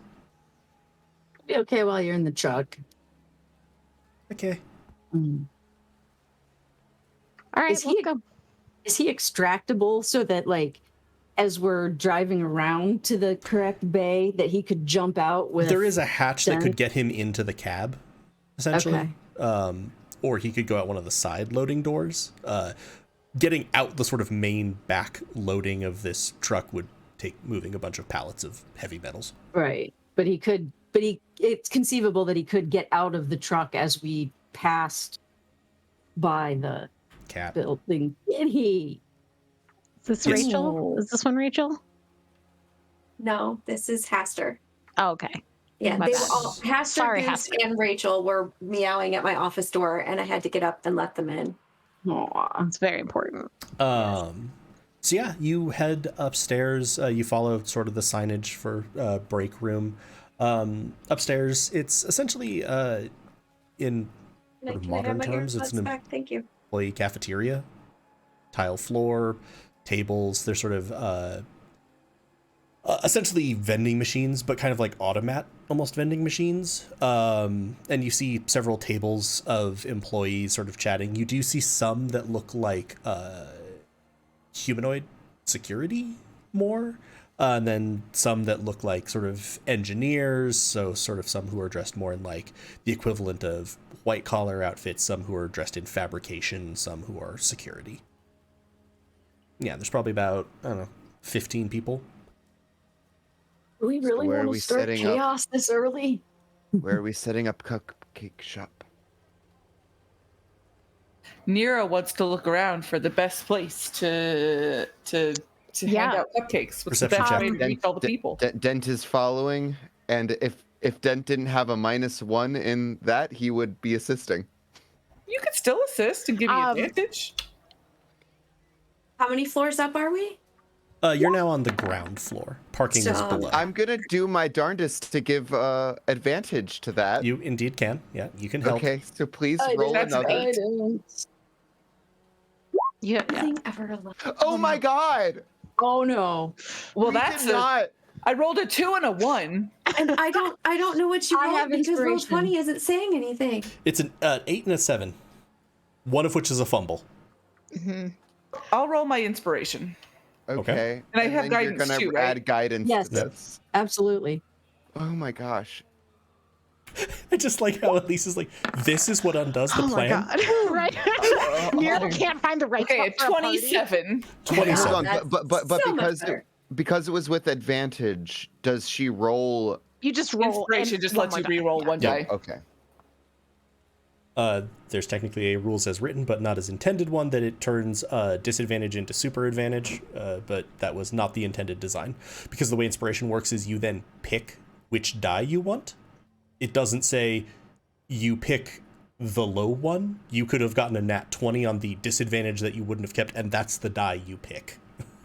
Okay. I do not play it that way, but I do let you trigger inspiration after the fact, because technically you also have to declare it before. Inspiration is weird. This was a bizarre mechanic. Yeah, looking around the room, Nero, you're able to pretty quickly sort of suss out the sort of, okay, if people are talking here and people sort of setting up here, this seems to be like the couple of ways in and through. So like there's an unoccupied table that's kind of on the main pass through that it seems like you could set up a tray of cupcakes and kind of be standing around and it would pretty quickly gather attention. Can Minnow look in the cupboards like she was meant to do this? She's got her Karen hat on for party supplies because it's a break room and sometimes they decorate for birthdays, employee birthdays and things like that. That's absolutely a thing that happens in this cyberpunk future. If this is capitalist hell, you know that they have happy birthday Karen banners that they have stashed and reused and crossed out someone's name and written Tim above it, you know? Give me your choice of deception or performance. Okay, well, it's a +3 or a +0, so we'll go. Thanks. Or I mean, guidance. Yeah. I think, okay. Ressa, are you attempting to be subtle as you're casting Oh, guidance? absolutely. Absolutely. That's a just six. like, you know, Sure. thanks for getting thanks for looking for stuff. Give me a stealth check, Oh, no. Ressa, along with that. Oh no. You do have guidance either way, so you can make that 6 perhaps something better. Maybe I'll burn my inspiration too. Please. Oh, thank God. Very Okay. nice. Ressa, with a 20 stealth, you're able to just sort of like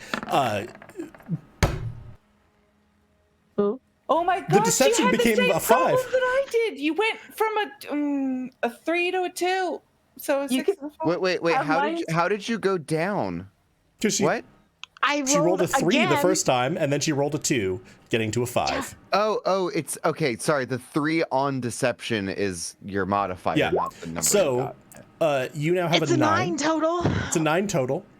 Ressa, with your 20 on stealth, you absolutely just sort of pat Minnow on the shoulder and be like, yeah, you should go look for the some supplies if they have them, and that's where you cast guidance. Like, it's an obvious motion, but it flows in absolutely beautifully.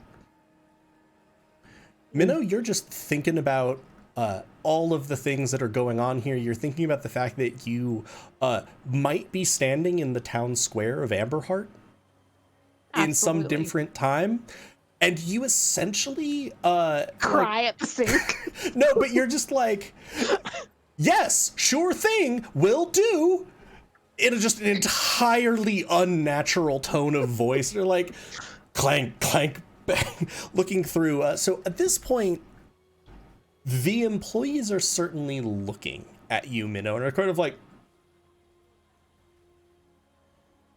Is one of us like to- Nero to notice? every second at once. I would like to suggest that Dent is now taking this opportunity to unveil DJ Dent Jam's cupcake, and now he is prestidigitating as well as using any sort of onboard speakers.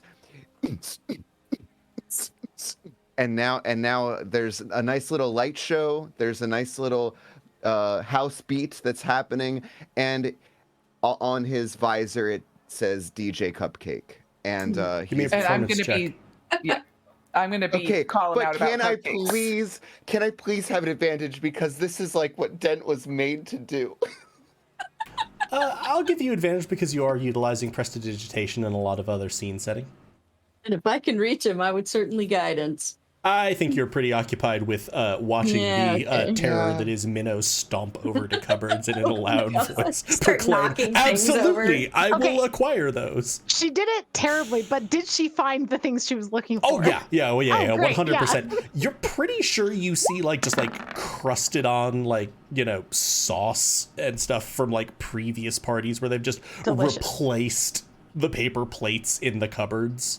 Do you got Oh. inspiration, Sam? Because that's an 11 and a 12.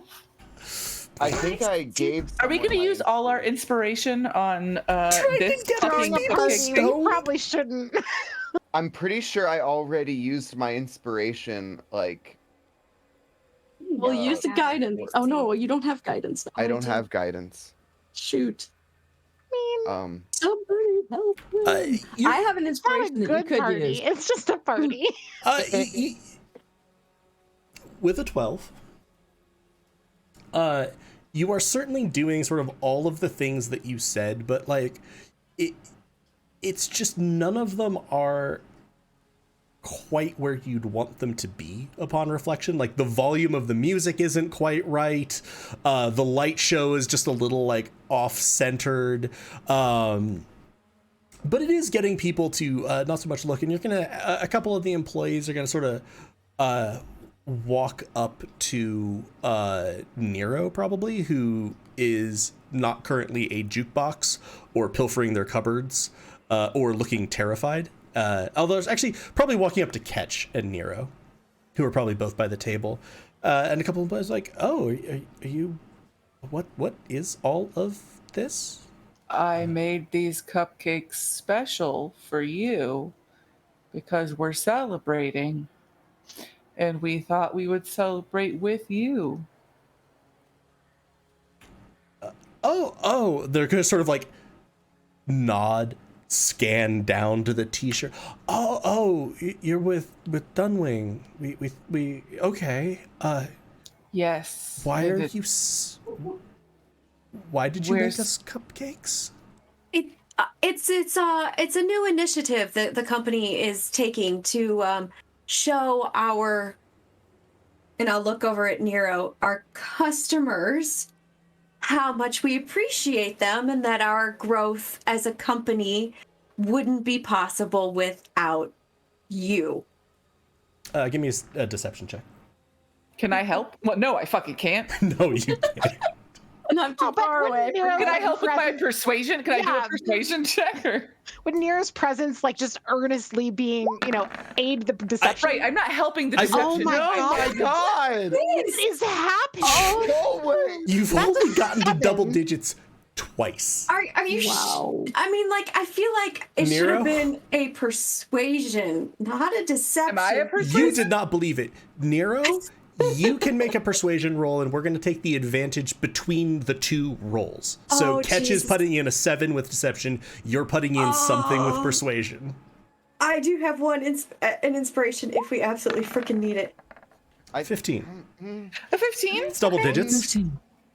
Does he take the cupcake? The guys, the two that have kind of walked over to you are a couple of elvish men. And they're kind of sort of like, oh, okay, that's nice. I'm going to pick up a cupcake and eat it. Which cupcake did you pick up and eat? Let's do a luck roll. No. No, Nero was giving No, we pleasant told you which instructions. ones. Do not No, I'll remember. I'll remember. Okay. You I pick think up a it cup. should be a luck roll, but like until 15 is you get the right one, and 5 and higher you don't. Or like Roll me a you know. d20. Roll me a d20. I want to see. You're totally fine. Okay. You grab 19. an entirely safe cupcake. Because I liked Elisa's thing of like, we're not quite fishing for the nat 1, but it's like we're fishing for pretty unlikely. You sort of like grab a cupcake and you're like, yes, we're celebrating. They're like, oh, well, you hadn't done anything like that. It's sure, sounds nice. And they're each gonna grab a cupcake. So are these just for everybody? For everybody, you actually- should tell your friends, what are your names, by the way? I'm Nero. I made these cupcakes. can Minnow start like just passing out cupcakes to try and get everybody high at the same time? If Dent ever sees Nero in distress, the music is just gonna subtly get a little louder. Nero's not in distress. Nero's doing great. Okay. No, it was Cat who wasn't believing what he was saying. Okay. Also, Jesus Christ, your caper. I am radically reconsidering what to do about the 3-part heist coming up because I'm like, shit, this is the low stakes one. The stakes are still deadly. This is the low stakes one, and oh my god. We're doing great. So Minnow's just like walking around like, yeah, cupcakes. You sort of like grab one of the large trays, which you know those things that are like cutouts where you can rotate something behind it so it changes what's showing? And it just says like happy, and then there's like birthday, work anniversary, termination, acquittal. Happy termination. Is there a grand opening or anything related to? There is other. Yeah. Happy other. So you just sort of like pop those on this sort of tray. You're walking around. You're handing these out. People are just like, oh. Can it just say generic celebration on it? Yes, that's good. Generic celebration. You're not entirely sure how that one fits in with the same slot as like birthday and all of the others. The font is just really tiny. Yeah, you walk through passing this out. Most people seem to be perfectly happy. One of them is going to be like, "Oh, yeah, you're with Dunwing. You know Toby?" I don't know. Oh, is this me or Minnow? This is Minnow, because this is at like Sorry. the table where Minnow's. Fair. Wait, Minnow I'll be can like- always tag in Nero. You know what? I don't think I have met Toby. What department is Toby in? Well, he's deliveries. He's one of the normal drivers. Oh, okay. So crazy story. All the shifts got like so messed up the other day, and I'm pretty new. And so like we were supposed, this is it. I was supposed to be on a shift with Toby, and then the shifts got all messed around, and we had a different group like sub in. And so I think next week I'm on rotation with Toby. So the name was familiar, which is why I wasn't sure, but I haven't met him yet. Oh, yeah, that makes sense. We thought you guys might have been from Forrho with the suits over in the main offices. But, yeah, awesome. Oh, yeah, what's that about? I don't know. They don't tell us shit. A couple of suits from Forrho. We know we've been working on some projects with them, but I guess they're here to check in on some stuff. They seemed real angry? Annoyed? Okay. I don't know. It seemed a little weird that they'd be bringing us cupcakes while they looked really, really, really Oh, pissed. yeah, please. You think the suits care about people like us? No. Come on. We wanted to do this. We appreciate, listen, people like us, we got to stick together. It's people like you who keep people like us in business, keep dinner on the table for, the kids. So just enjoy this cupcake. I think we're going to do a little song. We're going to do a little customer appreciation, happy grand opening song, and then everyone just smash their cupcakes. Everyone. You do see several people have already started eating Yeah, cupcakes. great. And like Minnow's just going to be like, round up people on the count of 3. Happy grand opening. 1, 2, 3. Like, yeah, and then just grab one of the cupcakes that's safe and eat it to like indicate it is now time to eat. You see people just like, some people are only are more normally eating their cupcake, though everyone who's on break seems to be pretty pleased to have a chance for, cupcake. Yeah. So are there any people that are not consuming the cupcakes? Because those are the ones that DJ Cupcake is going to be bringing cupcakes over to. No one who was in the room when you got there. I will say, as you sort of start to see some pupils dilating, you hear a door slide open, and you do have someone else coming in. It's like, oh, is there's a party? Would you like to have some cupcakes? I made it fresh. Sure. Did they do cupcake delivery? What? No, we're doing it as a celebration. We were asked to do this because you're great customers. I made these cupcakes myself.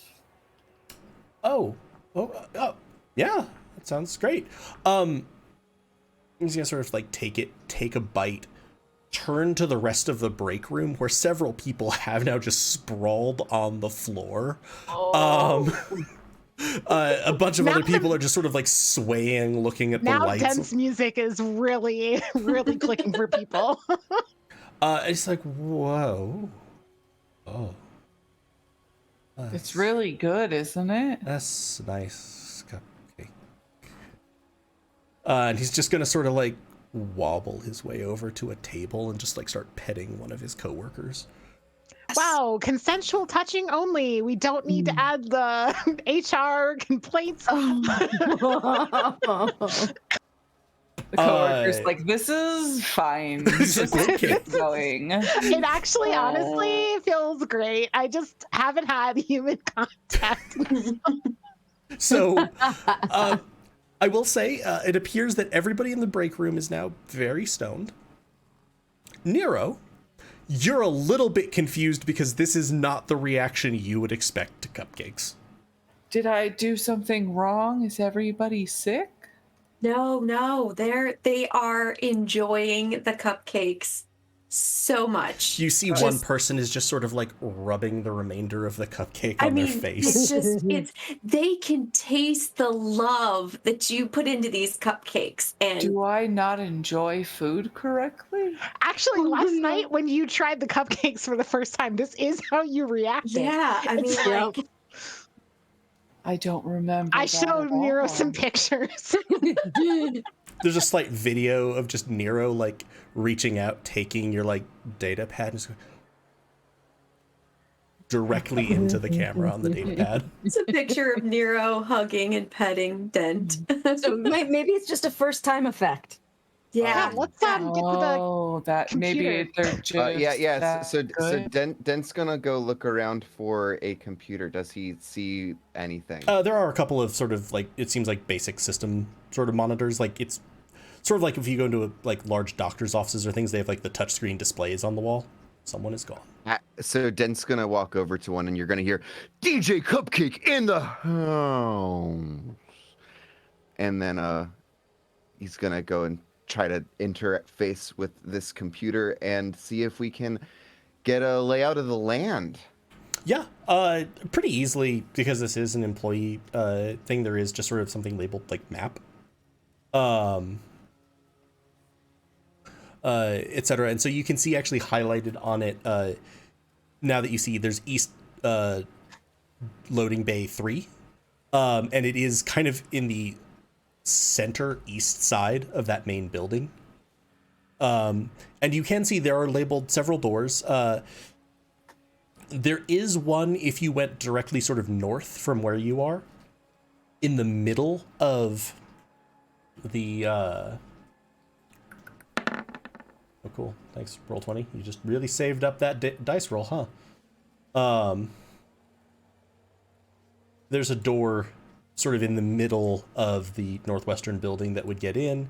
Can you like click on the map where that is?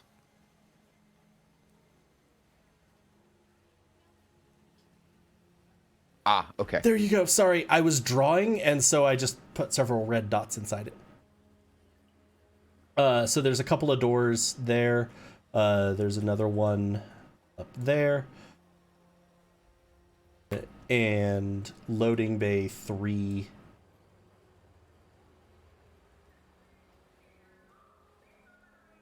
is over there, so that it's sort of center of the east side. So that seems to be the layout. Anything more detailed? Like, can I try? I mean, this is going to be a roll, but can I try to get more of a blueprint view of like the data center? Sure. Give me an intelligence check. Any chance that Ed is going to be able to help with this? Sure. Yeah, you can. All right. If I see him trying to do something, I can kind of walk over and you're sort of like weave your way through the people who are like like sitting petting the linoleum. So Ed gives me advantage, or not advantage, but gives me an advantage on Arcana rolls. Is it also intelligence? No, that's specifically Arcana because Ed is magical. So Okay. So how is Ed advantage helping out? plus the guidance, because we'll say that you're also sort of sending Ed to investigate separately because Ed can interface with data separately from you. All right, here goes.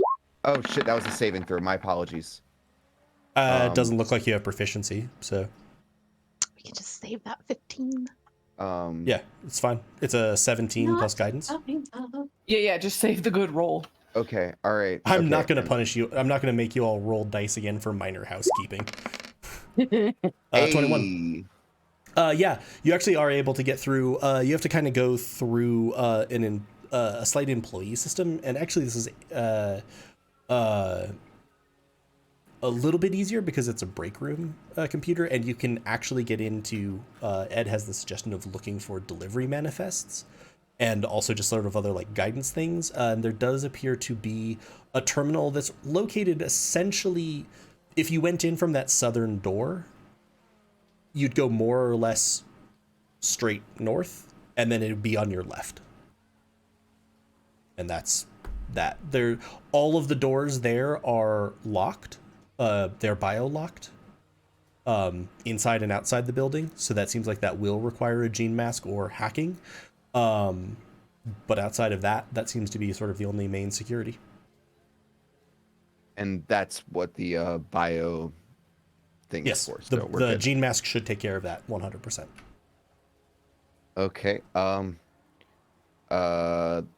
Well, I know where we need to go. How many cupcakes are left? There's probably about another dozen. Okay. I assume that this is me asking the party. There's like another 4 of the safe ones as well. Are we bringing are Dylan and I bringing cupcakes? I don't think so, right? Aren't these for you? For who? For you guys? You distribute? Yeah, so my plan was we don't if we take the truck directly north from this building, turn that corner, then we can just kind of park it around the back of the data center, and we don't even have to go around to Bay 3 necessarily. Granted, they'll probably be ready for us and kind of wondering why we're not at Bay 3, but it might take a minute. They might radio over and be like, oh, the driver is so dumb, they went the wrong way. It'll take a minute, and they won't, right? Or do we want to, like, drop y'all off and then keep going around to Bay 3? Because I just worry about... What is Nero's role in the rest of this? Because all he knew was cupcakes. Well, we have to decide at this point if we're all going to the data center together, or if we're dropping Nero and Dent at the data center. Sorry, Dylan and Dent at the data center, and the rest of us going back to Bay 3 to just unload stuff, like as if keep up appearances. Because then hopefully we can get Dent and Dylan back. You can drive the wrong way again. And accidentally get them, and get them back. Pick them up and then circle around and leave. And we can communicate to you when we're ready to go. Assuming that we can. I mean, we don't know for sure that when you're in the data center, you'll be able to send outgoing messages. There may be ways that's when blocked. we step back out of the data center. I do have message cantrip. We also is that have 120 feet? No, that's way more. We have data ports and stuff, though, so can't we communicate via those? But I'm saying that we don't know that the data center doesn't have ways of blocking that type of communication, to what like Wise Man had. firewalls, You've seen essentially. That as well. Well, why don't we just try right now where we're at, and then, when Dylan and I are done, we'll leave the data center complex, and then you can swing by. Okay, I mean, we can also just say, like, you have as much time as we have unloading the truck, and we'll try and buy you as much time as we have, and then we're just going to have to bring the truck around because we can only stall They so can long. just walk too, because Dellen's got the gene mask on. Yeah. They can just walk to Bay 3. Right. And- I mean, it would be better if we could pick him up, because I think Dellen's going to be real slow walking. That's a pretty big distance. But my point is just like, if you're in the data center, even if you come outside, right? I'm just thinking of like minimizing suspiciousness. If you come outside of the data center and like send us a text, assuming you can, because we don't know where and how and what areas they cover, and like whether or not, like, if we can send each other messages while we're all on the same Bluetooth network here, does not necessarily mean that you can send it from where you are to where we are if we're more than a certain distance or not on the same network, So I just, that's all I'm thinking about. And so I'd say, like, if you can send us a message, do. If it's blocked, our next plan is, assuming like we know how much load is in the thing, like we'll go as slow as we can, and buy you as much time as we can, and then we'll bring the truck around, and if we have to try and hide the truck, we will. Or you can manufacture a flat tire. Or something like that. Last also just dense shoot everybody. contributions to this plans, and then we can go ahead and enact it. I have this really nice video of Mr. Jimbles. What if I comment on this video? It wouldn't be a direct message to you, but if you saw the comment, whatever I Then- say. That's brilliant. Yeah, let's try it. I mean, assuming messages, assuming you can connect to, right? if you can, I think it's going to work great. I think that's even better. So yeah, let's do that. Okay. So you sort of have the plan. You're going to drop Dellen and Dent off to infiltrate data center. You'll go around and try to legitimately unload and just keep that up. Hopefully they message when they're done. If not, you'll buy as much time as you can and then just swing back by to get them. That sounds good. Let's go ahead and take like a 5-ish minute break if we can manage it, because we're going to wrap up in about another hour. So if we take a quick stretch legs, etc., we'll get back into it with hopping into the plane. Cool. We will be back in about 5 minutes, everybody.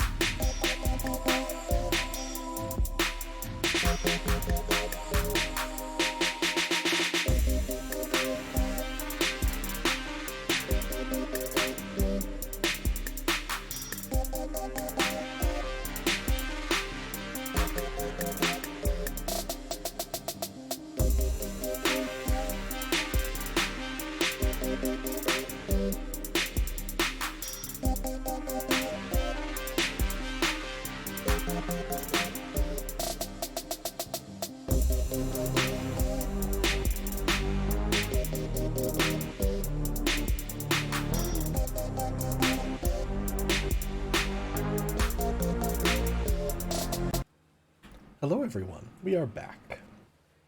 So, the group has settled on a plan. Dylan and Dent will be deploying to the data room. Yes, I am trying to use a lot of words that start with D for that. While the remainder of the crew goes around to loading bay 3, and unloads a pile of heavy metals. Dent came up with the idea of commenting on a video of Mr. Jimbles to signal that they're ready if they get done before the group comes back, or the group will come back as soon as they are done with the loading and unloading process. So, you all, just to keep things rolling along, you all head back down to the garage level, since probably better not to get caught with the giant room full of people that are absolutely tripping balls. And pretty soon, actually, there's a ping on your data pad, or on Asana's data pad, that the docking bay is ready. You load back into the truck. If you sort of tap on it, open the little sort of front access, Dylan will get through into the front so that it's easier to drop him off. And then what you were going to do is you're going to have Asana drive due north so that she basically pulled up to that northwestern building, let Dylan and Dent off. Then she'll continue east, go to the docking bay. Yeah, cool. You accomplish this. You drop Dylan and Dent off. Then you watch the truck carrying the rest of your friends sort of roll away from you. Ressa used guidance on us before we left? On one of us? Yes. Probably on you, since Dylan is kind of screwed anyway.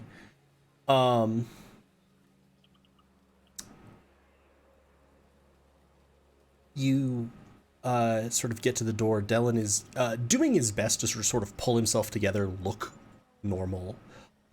He'll put his palm on a pad next to the door, which will slide open, and you all walk inside. This is very different. The other building you were in had sort of very wide hallways. It was clearly designed to have lots of people pass through at a time. These are much narrower. You could have a person going sort of either way in them, but if they were any creature sort of as large as you, it'd be a very tight fit.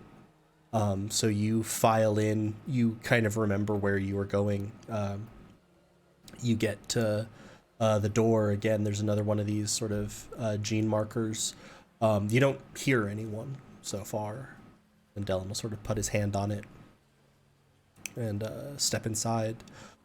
Inside, you see something very similar to what you've seen in Asana's apartment, of a large curved monitor for viewing, and then a small sort of DAT pad, and then a bunch of processors generally around. It's about all that's in this room. There's some other seating, but it seems like this is primarily a data entry point and a data management point.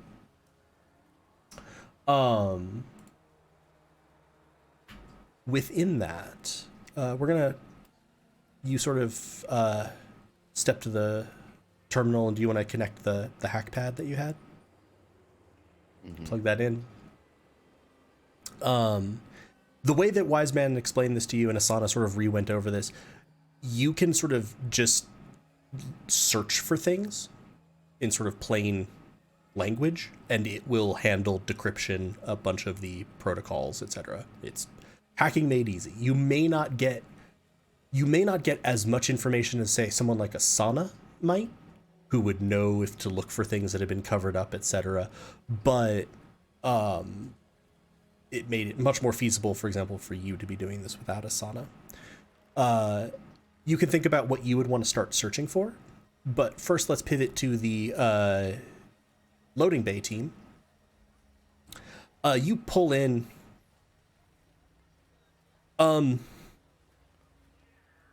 it's a, sort of ramping, designed to make it easy to get stuff in and out of a truck. I mentioned that this building was about 3 stories tall, and then also goes down several stories. The bay that you are unloading things in sort of a little bit faces out to fabrication. The building has been configured so that essentially the entire space is empty. This is like a 6-story stretch of just open air. Scaffolding is going around sort of a central large object that appears to be being worked on. And once again, there's someone with like a little data pad check you in, and is looking like, oh yeah, you're unloading. Yep, that's us. I sort of just like look around, like, okay, yeah, off you go. Just go to. Is there, I mean, visually, is it obvious where we should be stacking things or putting things? You're essentially at ground floor, which means that you're in the middle of 3 stories up and 3 stories down. There is like a sort of a pair of what look like large freight elevators, to use what you've experienced elevators there. So like there's a couple of platforms that are clearly designed to move up and down. And that appears to be the only thing that you could really access from here. So you would assume that you just start loading stuff there? Okay. I'll Go team. Yeah, we'll get off.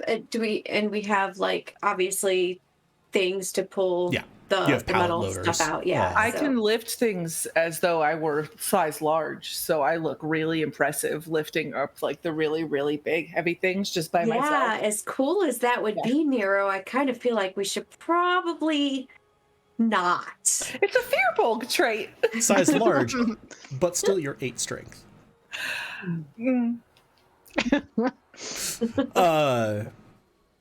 My strength is 11. Oh, Thank you I very forgot. much. Right, you dumped con, not I strength. dumped con, which is still a 9. Cool. So you start on that process. You can see lots of work crews around. Whatever this thing in the middle is, it's very large. I'm Obviously going it to is- look at it as much as I possibly can. Okay. Like, Uh, without being too obvious. I'm yeah, not not going to like stand and gawking, stare. but give me a Right. perception roll. And then I will come back to your results in Okay. a minute. Meanwhile, in the data center, 17, I saw the 4 and I'm like, good Christ. Are you giving yourself guidance? I don't think I can.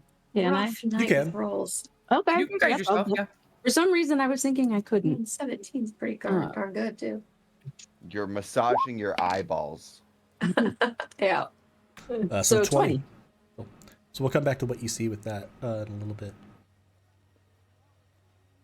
Dent, you and Dylan are in the room, and Dylan's just sort of like, I extremely hesitate to say this, but I think we've been successful. Oh, okay. Well, do I kind of see like a nice little Google search? Essentially, the hack pad that you're interacting with is just like a data pad, and that's where you'll input your terms. Okay. And then with this, I assume that Dent isn't going to like need to parse through all the information. It's just going to be like I'm going to copy all these files over, and then we're going to process the information later. Kind of deal, right? You certainly can. You also kind of are, especially if you connect to the data pad, you're gonna get largely a stream of what's going on. Okay.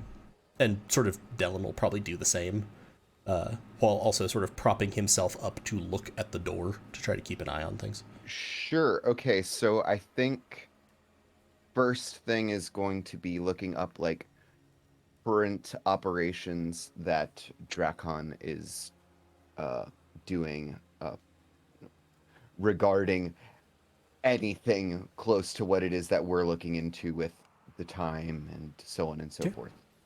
No data is returned for that. Anything on Jararith? Jararith? Jararith. A variety of things, but they mostly seem like they're just mostly akin to what you'd have publicly available. Okay. Remember that this group seems like it's more recently been working mostly with Forrho as opposed to Drakkon. Okay. Then we're gonna change subjects and we're gonna, look into Forrho. We're going to look into Driders generally. We're gonna look into their specific nanotech and, kind of anything along those lines. Any top secret mech related stuff. Any contract? You begin pulling data, and the hack tool is sort of giving you feedback on things. It's moving through directory systems, and it does establish, after a little while, as you're sort of trying these ideas out, a connection to essentially a division of the database that seems to exclusively be concerned with Forrho projects. You do see, you find, you're pretty sure, some specs for the fabrication of a nanodrider.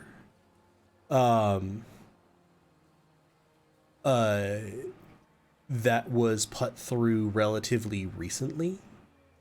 You follow kind of that branch of information and see that it was, you see a mission report around it. It went missing in action with several mechs whose control nanites determined had entered a blackout zone and chose to self-destruct, including the destruction of the mech personality core. They do not know why, because it was in a blackout zone, but that would indicate that those mechs were probably deeply compromised. That'd be the only reason to destroy sort of the personality core as well. Do you want to start pulling records on the mechs, or do you want to look for more action reports, or... Any information on where they are now, and then mechs, like where they currently have people acting, if there's any of that. You see a brief report that there are a pair of executives who had been, not executives, but a pair of operatives that had been dispatched to Moontree City to sort of oversee the performance of these mechs. For an operation which is classified out of the files. Like, the data isn't there for what that operation is. And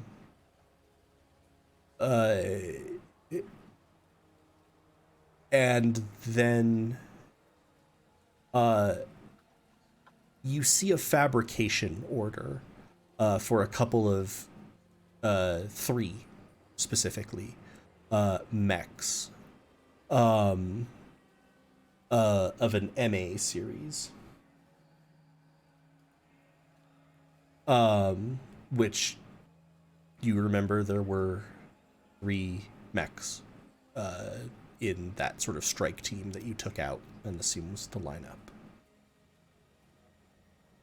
Anything you want to examine in particular vis-a-vis? They don't have, for example, Forrho personnel records. This is a link that this manufacturer needs.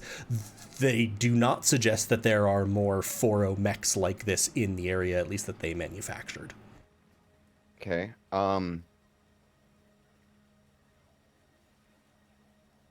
So they're probably not going to have anything about security details or anything like that for any of the locations that we're heading to, I don't imagine. The ones that you're heading to, no, because those are Drakkon facilities. Okay.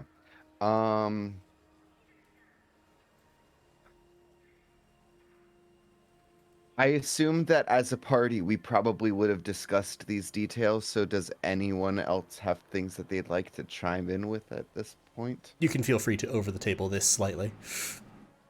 Yeah. Well, I was just thinking, is this all already, like, the question of the, like, dense connection to these? Isn't that one of the other big things we're here investigating? Like, what's a dense connection? Is Dent connected to Forrho, and, like, as a predecessor or as a, right, is the tech the same? And then also, like, whatever those, like, what was the thing with, like, there were Eliza we had to, like, purge out, like, Control a bug, nanobots. essentially. The corruption. Yes, nanos, the corruption. Yeah. Is that all the same that we've already been covering?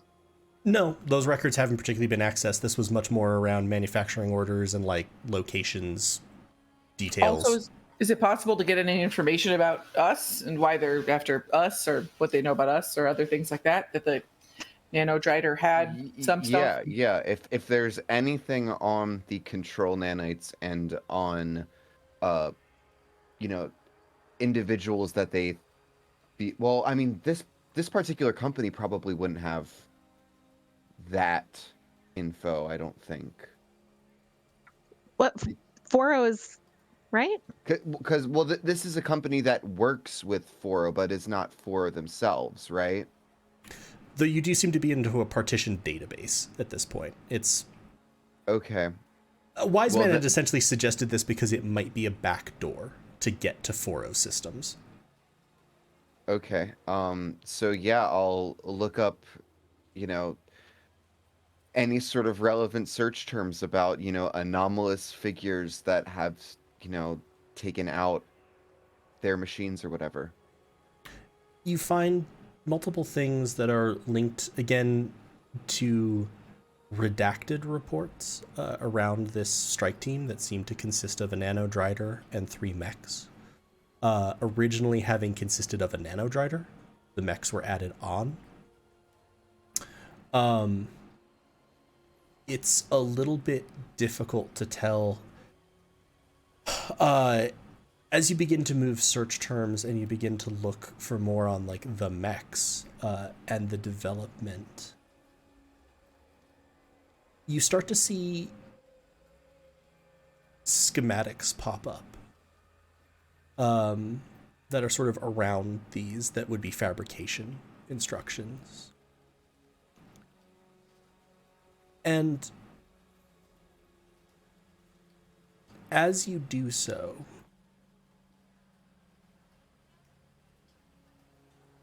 all of you, actually,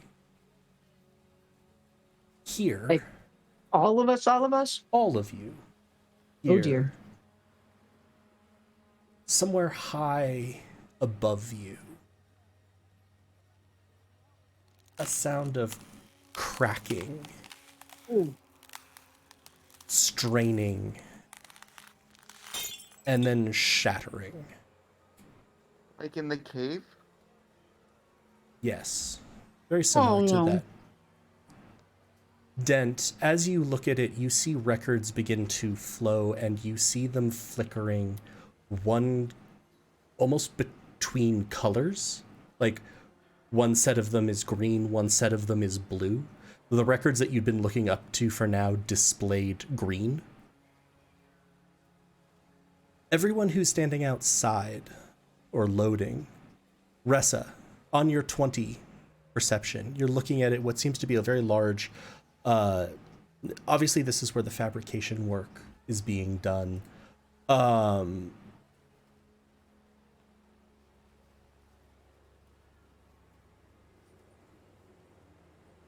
You get the sense that it is a fairly large, but from the little bits you can see, detail-oriented piece. Like possibly a very large mech. Like you're seeing sort of joisting and circuitry. Okay. As you hear this shattering noise, the building in front of you is flickering back and forth. In one view, you see a large sort of construction platform, a platform you're standing on, the building as you walked into it. But sometimes then when you look at it, it is instead wreathed in the sort of four sort of clover shape that is Forrho's logo. And you see many more mechs that look very much like Dent moving back and forth. You are not entirely sure which physical space you are interacting with. Like you sort of take a step back in, instead of the clang of sort of the gantry-way that you've been standing on, there's the thud of cement. But then you see a... Does this feel like when the time was flickering in the church? Yes, it feels very similar to that on a much bigger scale. Okay. Wow. If we can just super fast circle back to Dent and Dellen, to D&D, if you will. I think Dent's like sufficiently freaked out, and he's gonna be like, "Hey, Dellen, do you think we're done?" I think we're done.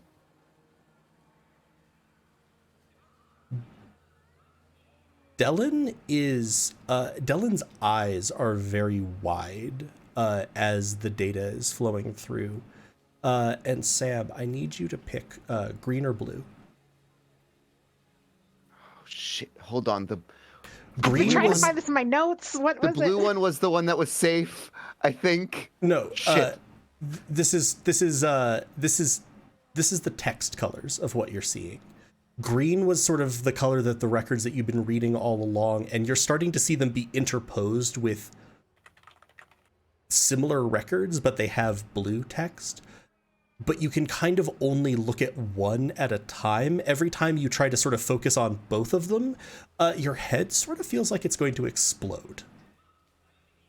Very similarly to when you saw Dellen stutter through time, when you caught him with lightning lure. So wait, sorry, you had been seeing green, and then when it started flickering, you saw both green and blue? Yes. Pick blue. I was gonna go with blue because hating on Dellen was the green orb, and blue orb was good. So we're gonna go with blue orb. We're gonna go with the blue text. You get a record. The armor was located after a long search. The records were difficult to translate to the geography, but in the third location that they searched, they finally found the armor that was both like a mech and like a creature. Living, fully alive, and yet utterly synthetic. The key. Green or blue? Do I just go hard in the blue? Yeah, go hard in the blue. What would Dent do? I mean, this sounds, yeah. Yeah, I mean, this is the dent answer right here. Yeah, so- they fucking like mentioned this by like you keep following it. Blue? They followed the methods in the records, the suggestions, the lessons, the documentation. Green or blue? Unless otherwise notified, we're going with blue, I think. Give me a wisdom saving throw. Okay. Now, is this your first throw? Yeah. Has been less than a minute, because then he would have guidance. Guidance doesn't apply to saving throws, and you used guidance Oh, on shoot, yourself, and you're it's a right. concentration spell. Yep. Oh, right. I I also feel like it's definitely been more. It's than a also minute. been defo way yeah, more it's than a also minute. definitely been more. This is a whiz save. All right, Whiz save. here goes. Good thing I have a good -1 to wisdom saving throws. Should not have an advantage, but I hope that 12 was first. 5. It wasn't. It was 5. Okay. Oh, 20, I hate you so much. Uh, Have an Sorry, Chris. inspiration if you need it. I mean, you're not in the same location. Yeah. yeah. Oh, so I couldn't. I tend to let you need to at least be sort of shouting distance. For some Okay. reason, I was whispering that roll. Take 13 psychic damage. Oh, ow. Okay. Any. Its energy was indeed the same as the trees, or at least very similar. Perhaps it was a derivation of it, a subtle altering from a time long past. Perhaps the trees had been different then. The records themselves did not seem to be clear. They spent little time trying to extract its energy, as the records had indicated that any such attempts were likely to meet with failure. Indeed, even with the most precise instruments, they were unable to do much. Green or blue? Blue. Give me a wisdom save.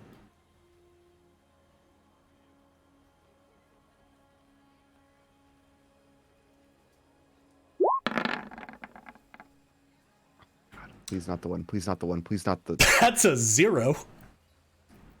I think Dent is just gonna die, guys. That is a fumble resulting in a 0. Oh, God. Can Dellen help You him have a in lot of any hit way? points. You're Take 9 tough. psychic damage. And roll me a d20. Okay. I'll roll you that d20 while I do the psychic damage. That is a 1. Minus- What is with our crappy rolls tonight? I just got 2 1s in a row, Yes. friends, but I Wow. but I hope Death that was a warded good dent. one. You try to hold your mind on this blue text and feel something about it, some wrongness, some difficulty. It is not as easy, and your vision sort of splits for a second, and in front of you is green text. The suit contained several magio-mechanical contrivances that suggested something very similar to modern Magitech data ports and data exchanges. While these contrivances didn't appear to grant any data access, based on standard port interchanges, our scientists speculated that they would have served a similar function if they worked as intended. Other Can group. we get the text of this? I'm going to get the text of everything that you do. All the ones that you get, I will paste up and give you as a record. So Cool, yes, thank you. do not attempt to write all of these down unless there's salient points. Oh, I've been writing them all down. So was Elise. Other group, Just like notes. you see all around you now impossible geographies, rooms that are taller than they are, but both are true gantryways of cement. Kitty! Gantryways of cement filled with mechs, and then the next minute gantryways of wrought metal with only you loading and unloading things. And then in the next moment, as Ressa sort of stares in at the center of the room at this large object, which for you, Ressa, is sort of flickering in and out of existence, the rest of you on the gantryway will hear a sharp metallic clank of metal hitting metal. And next to you, about 15 feet down the gantry-way, you see a metallic figure that looks very similar to Dent. Standing on a metal gantry-way where previously you had only seen it when the world flickered to concrete. And you see it point at you and scream. Shit. Dent, green or blue?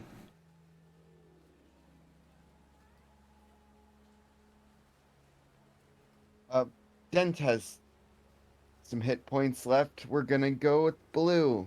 Some hit points left. The researchers were able to apply the techniques, this is blue text, that they had found in the records to heal the suit when the experiments took a toll on its physical or mental well-being. Group in the loading bay. You see this creature on the gantry-way pointing towards you and screaming. You see it sort of spin, almost as if it's looking for compatriots. Kitty, sorry. You must pay the kitty its due. And seeing no one around it in this bare space, workers far below you and far above now looking, wondering what the hell is going on. You will see it reach up into thin air and conjure a sword from nothing. Dent, green or blue? Well, that one didn't make me roll anything, so we're gonna go blue again. What's happening here? Roll me a wisdom saving throw. Wow, you had to speak up, didn't you? Sure did. You got your reset. We do. I'm curious as to what the green is also now, but it's fine. 14. Thank God. You take no damage.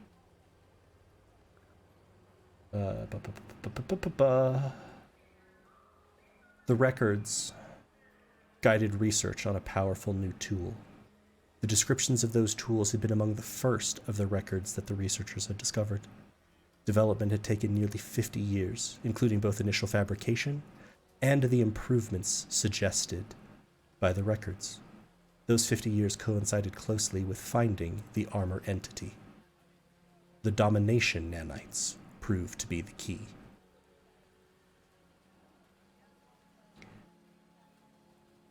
Nero, the creature with a sword, has now begun sort of bursting into a run at you. And as it swings, there is a sickening sound of twisting metal to the point where it snaps. As suddenly you are standing on concrete in a much more enclosed space, and its form is contained essentially entirely within a wall, writhing forward, its limbs twisting in as it impossibly exists within another object. What's happening?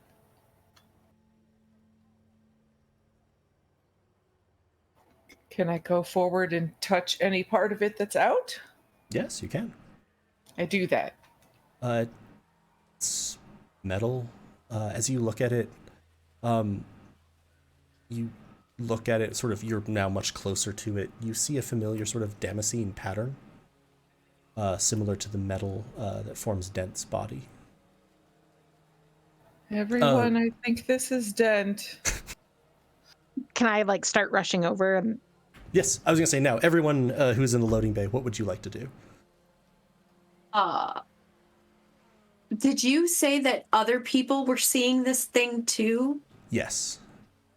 Okay. And Catch, actually, as you asked that question, you hear a scream from beneath you, but only like about a story down. Okay. In where you walked into, there were at least 3 stories down. This is the floor, a story below you. And you see an elvish man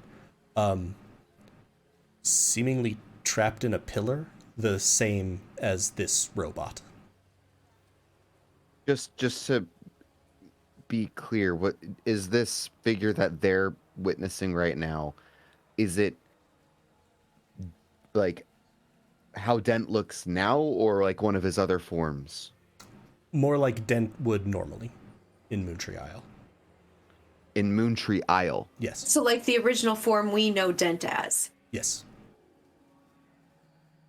I would like to rush up to the one that's in the wall and thinking about everything Dent had talked about with like these things apparently being controlled by something. Is there anything I can do to see if I can purge it of something that might be controlling it against its will? Give me an investigation check.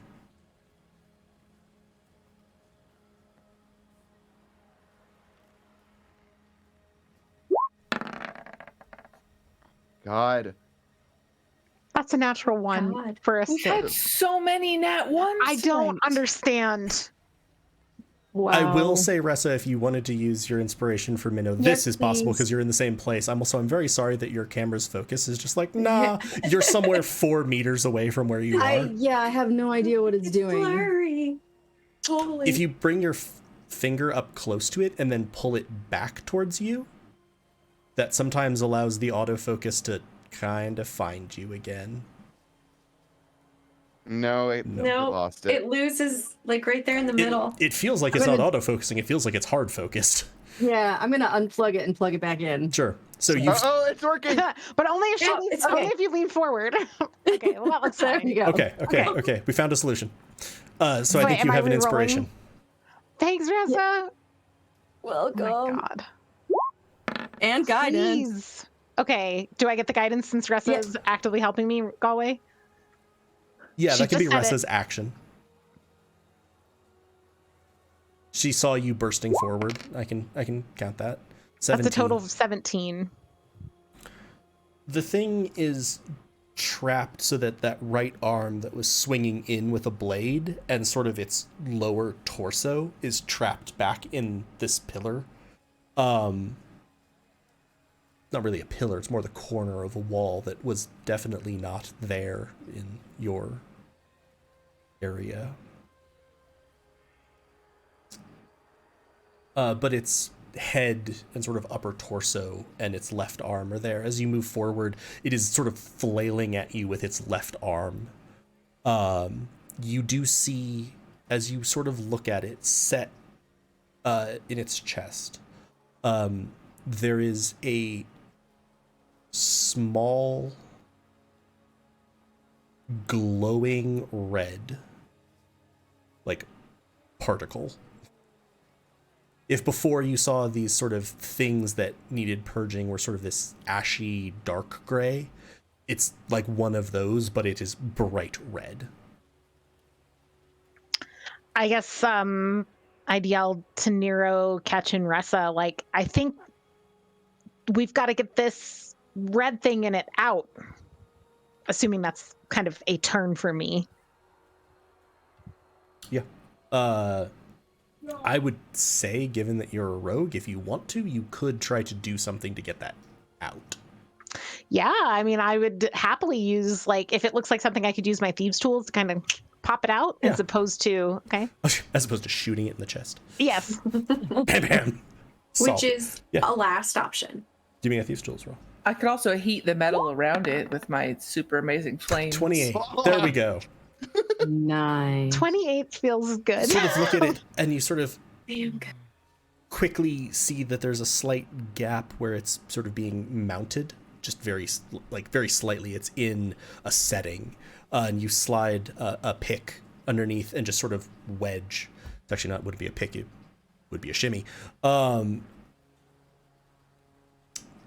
And this pops this little dot of light out. And as it does, you see the metallic form in front of you go entirely limp. All systems on it, any of the lights that you could see are gone. And the metal itself begins dissolving almost into a kind of ash. You killed it! Yeah, Minnow is horrified. It, like, drops everything she's holding and, like, just backs up, like, no, no, no. Give me a d20 roll.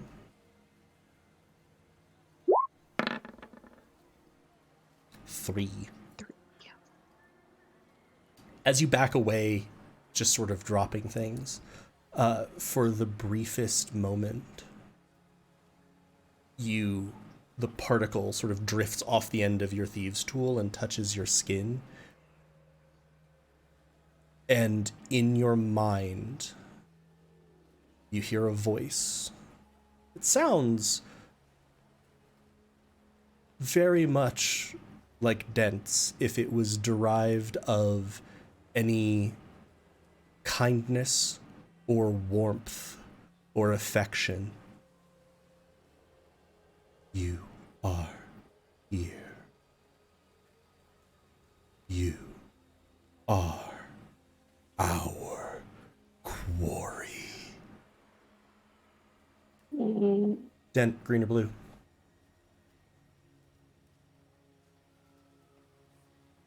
We'll mix it up. We'll go with green this time. What is this? Make a constitution save. No. Introduction of the control nanites enabled Forrho scientists to create copies of the consciousness within the armor. They were then, over a painstaking process, able to introduce these copies into increasingly complex mechs. While the consciousness didn't possess the sheer processing speed of a raw mech, they did possess the capacity to learn and grow, resulting in older mechs gaining abilities that were beyond the expectations of the designers, including the ability to directly wield their own magic, regardless of the spells that were initially programmed into them.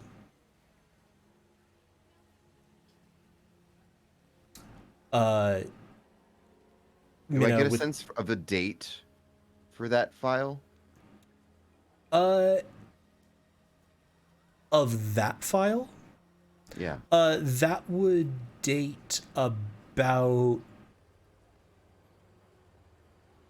15 years before where you are in Moontree City. And we haven't witnessed any. I mean, were the mechs that we fought before using magic? I don't. No, not certain of them did seem to have programmed abilities. So I will say, for example, the Nanodrider used Spirit Guardians. Like, straight up used Spirit Guardians. Okay, right. Eliza is technically a nanite cyborg hybrid, so that's a little hard to tell. But you have seen certainly mechs with some level of mechanical ability. A number of things are almost the mechanical equivalent of like they just cast prestidigitation to clean stuff. Like they have a spell infused in them. Loading bay crew. This thing is dissolved to dust.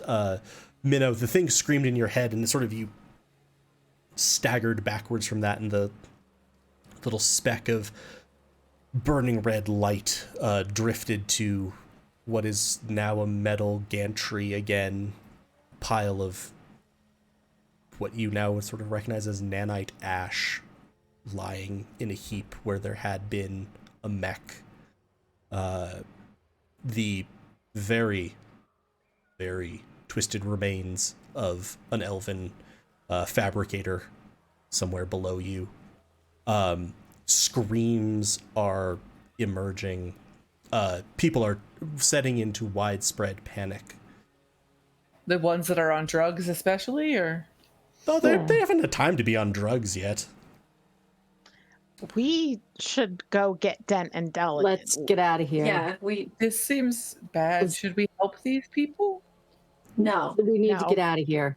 There's nothing we can I know do. you want it. Yeah, that Trust thing me, looked I'm the like healer. Dent. There's nothing we can do. Okay.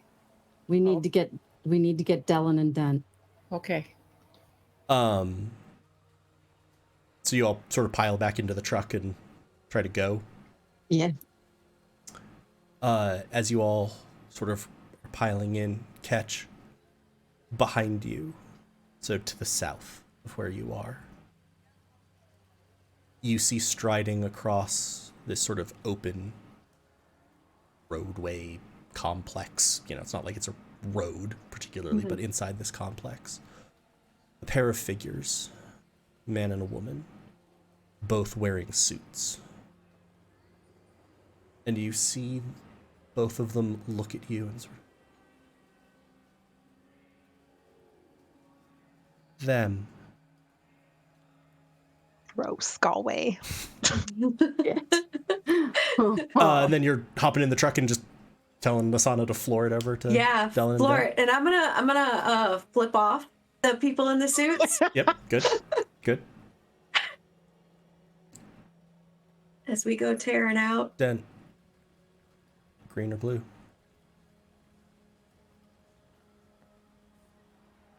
Blue. The most recently translated notes, the most recent notes indicate that the predictions from the records have come true, and the Forerunner should be nearby, with a group of temporarily displaced others. The Forerunner's presence should not produce an anomaly, but it could be hard to tell. Den, you sort of stagger backwards from this because this information and all of this seemed you were able to guide it, but this was much more, you were not inputting things on a data pad at this point. Dellen is trembling. You look up and you're not in a building. You see several buildings around you, but they're all in a slightly different configuration than the complex that you entered. You look back, sort of trying to figure out what's going on, and back far to the east, you can see the gleaming lights of Moontree City. And though you haven't been there very long, the lights are different. They're built up more. There is some areas of floating city, but now you can see almost another layer of Moontree City up in the air. And very faintly, as you see this light in this very different place flicker back and forth rapidly between a skyline that you're more familiar with and this other. Very faintly, you see the edges of cracks built out of the sky itself. And you worry what shape they might take. You are driven from these thoughts by the sound of screeching tires and Ketch's shout of, "In! In!" Let's go! You are back to the room that you were standing in. Dellen is wide-eyed, trembling. You hear the screeches vague from outside a building and a couple of doors down. I whisk up Dellen in my arms, grab whatever data pad we had with us. If I had eyes, they'd blink a couple times, and then I'd book it. You get into the truck. You watch as the surroundings now, as you sort of are all outside moving through it, buildings almost seem to move, flickering in and out of existence. And then slowly the flickering settles. You are at the northwestern building of a complex of 5 buildings. In the middle is a giant hangar, factory floor. In the southwest, there is a low domed ceiling building where presumably there's about a dozen and a half employees tripping balls. Frosting stains still on their face. And as you look at it and wait for the next thing to change, the next flicker to come, instead you are greeted with the side of the massive building in the middle shearing away as an arm, several stories tall, swings a blade several more stories tall through it. Time for the big scissors, Nero. Yes. Get ready for this moment. And with this, Asana is absolutely booking it. She veers away. You see a staggering form that appears to be very similar to the mechs that hunted you, that fought you in Wise Man's first safe house. And you see dotted across their sort of face and chest down in a pattern almost akin to a tattoo. You can see dark gray. A dark gray, dusty mass of these nanites, the control nanites that Eliza had spoken of, just sort of writhing and moving over this massive form. And as you book it out of the gates with, again, 15 odd Moonwatcher Microsystems employees about to get very fired, probably, for being extremely high on the job, with a guard standing gaping at the form in front of him, and with two suited forms tilting their heads curiously at your truck leaving. We'll wrap up for tonight. At least we got out. What is happening? So mind blown. This is. Thank you so much, everyone, for joining us. This one was a little bit... Did we eat the weird frosting? I'm so lost. We all ate the weird frosting. I love that you introduced hallucinogens to what I knew was going to come in this, and I'm like, Yeah. okay. Also, was there a point to those cupcakes, or did we just get all those people fired for no reason? We probably just got them fired for no reason. Yeah. Although that way, We were able to hack into the computer to see where I needed to go. Oh, there You you did go. have really- much more detailed directions about where you were trying to go, because otherwise you were going to kind of have to wander around the I mean, we rather secure data didn't facility know that the world was gonna break. that did while have we were people there. in it, by the way. I will was say, gonna in terms say, of like- reward for that, there were people that you were going to have to explain why. Yes, Dellin passed the sort of gene marker scanners. He was going to have to explain to the people who thought he, should know who was working there, why he was there. Dellin was not in a good place for deception checks. hey, at least our cupcakes did get us something. It was a Yeah. le- And it was fun. legitimate plan. Thank you so much, everyone, for joining us. If you enjoyed this, go ahead and give us a follow here on Twitch. You can also subscribe if you're catching us on YouTube. Also, if you want to subscribe to us here on Twitch, that monetarily supports us, helps us do more of this, and we would greatly appreciate that. You can subscribe for free if you have Amazon Prime with a little thing called Twitch Prime. Thank you so much to everyone for playing. Thank you so much to everyone for allowing me to just repeatedly cut back and forth between scenes. For everyone playing, love getting to play with you. !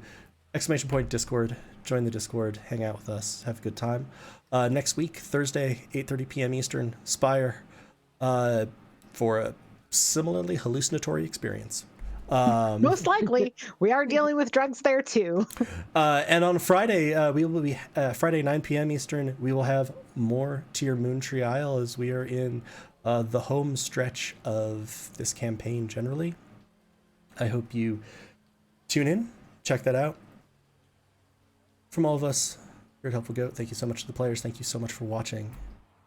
As always, stay safe, be well, be kind to yourselves and to each other. Love y'all.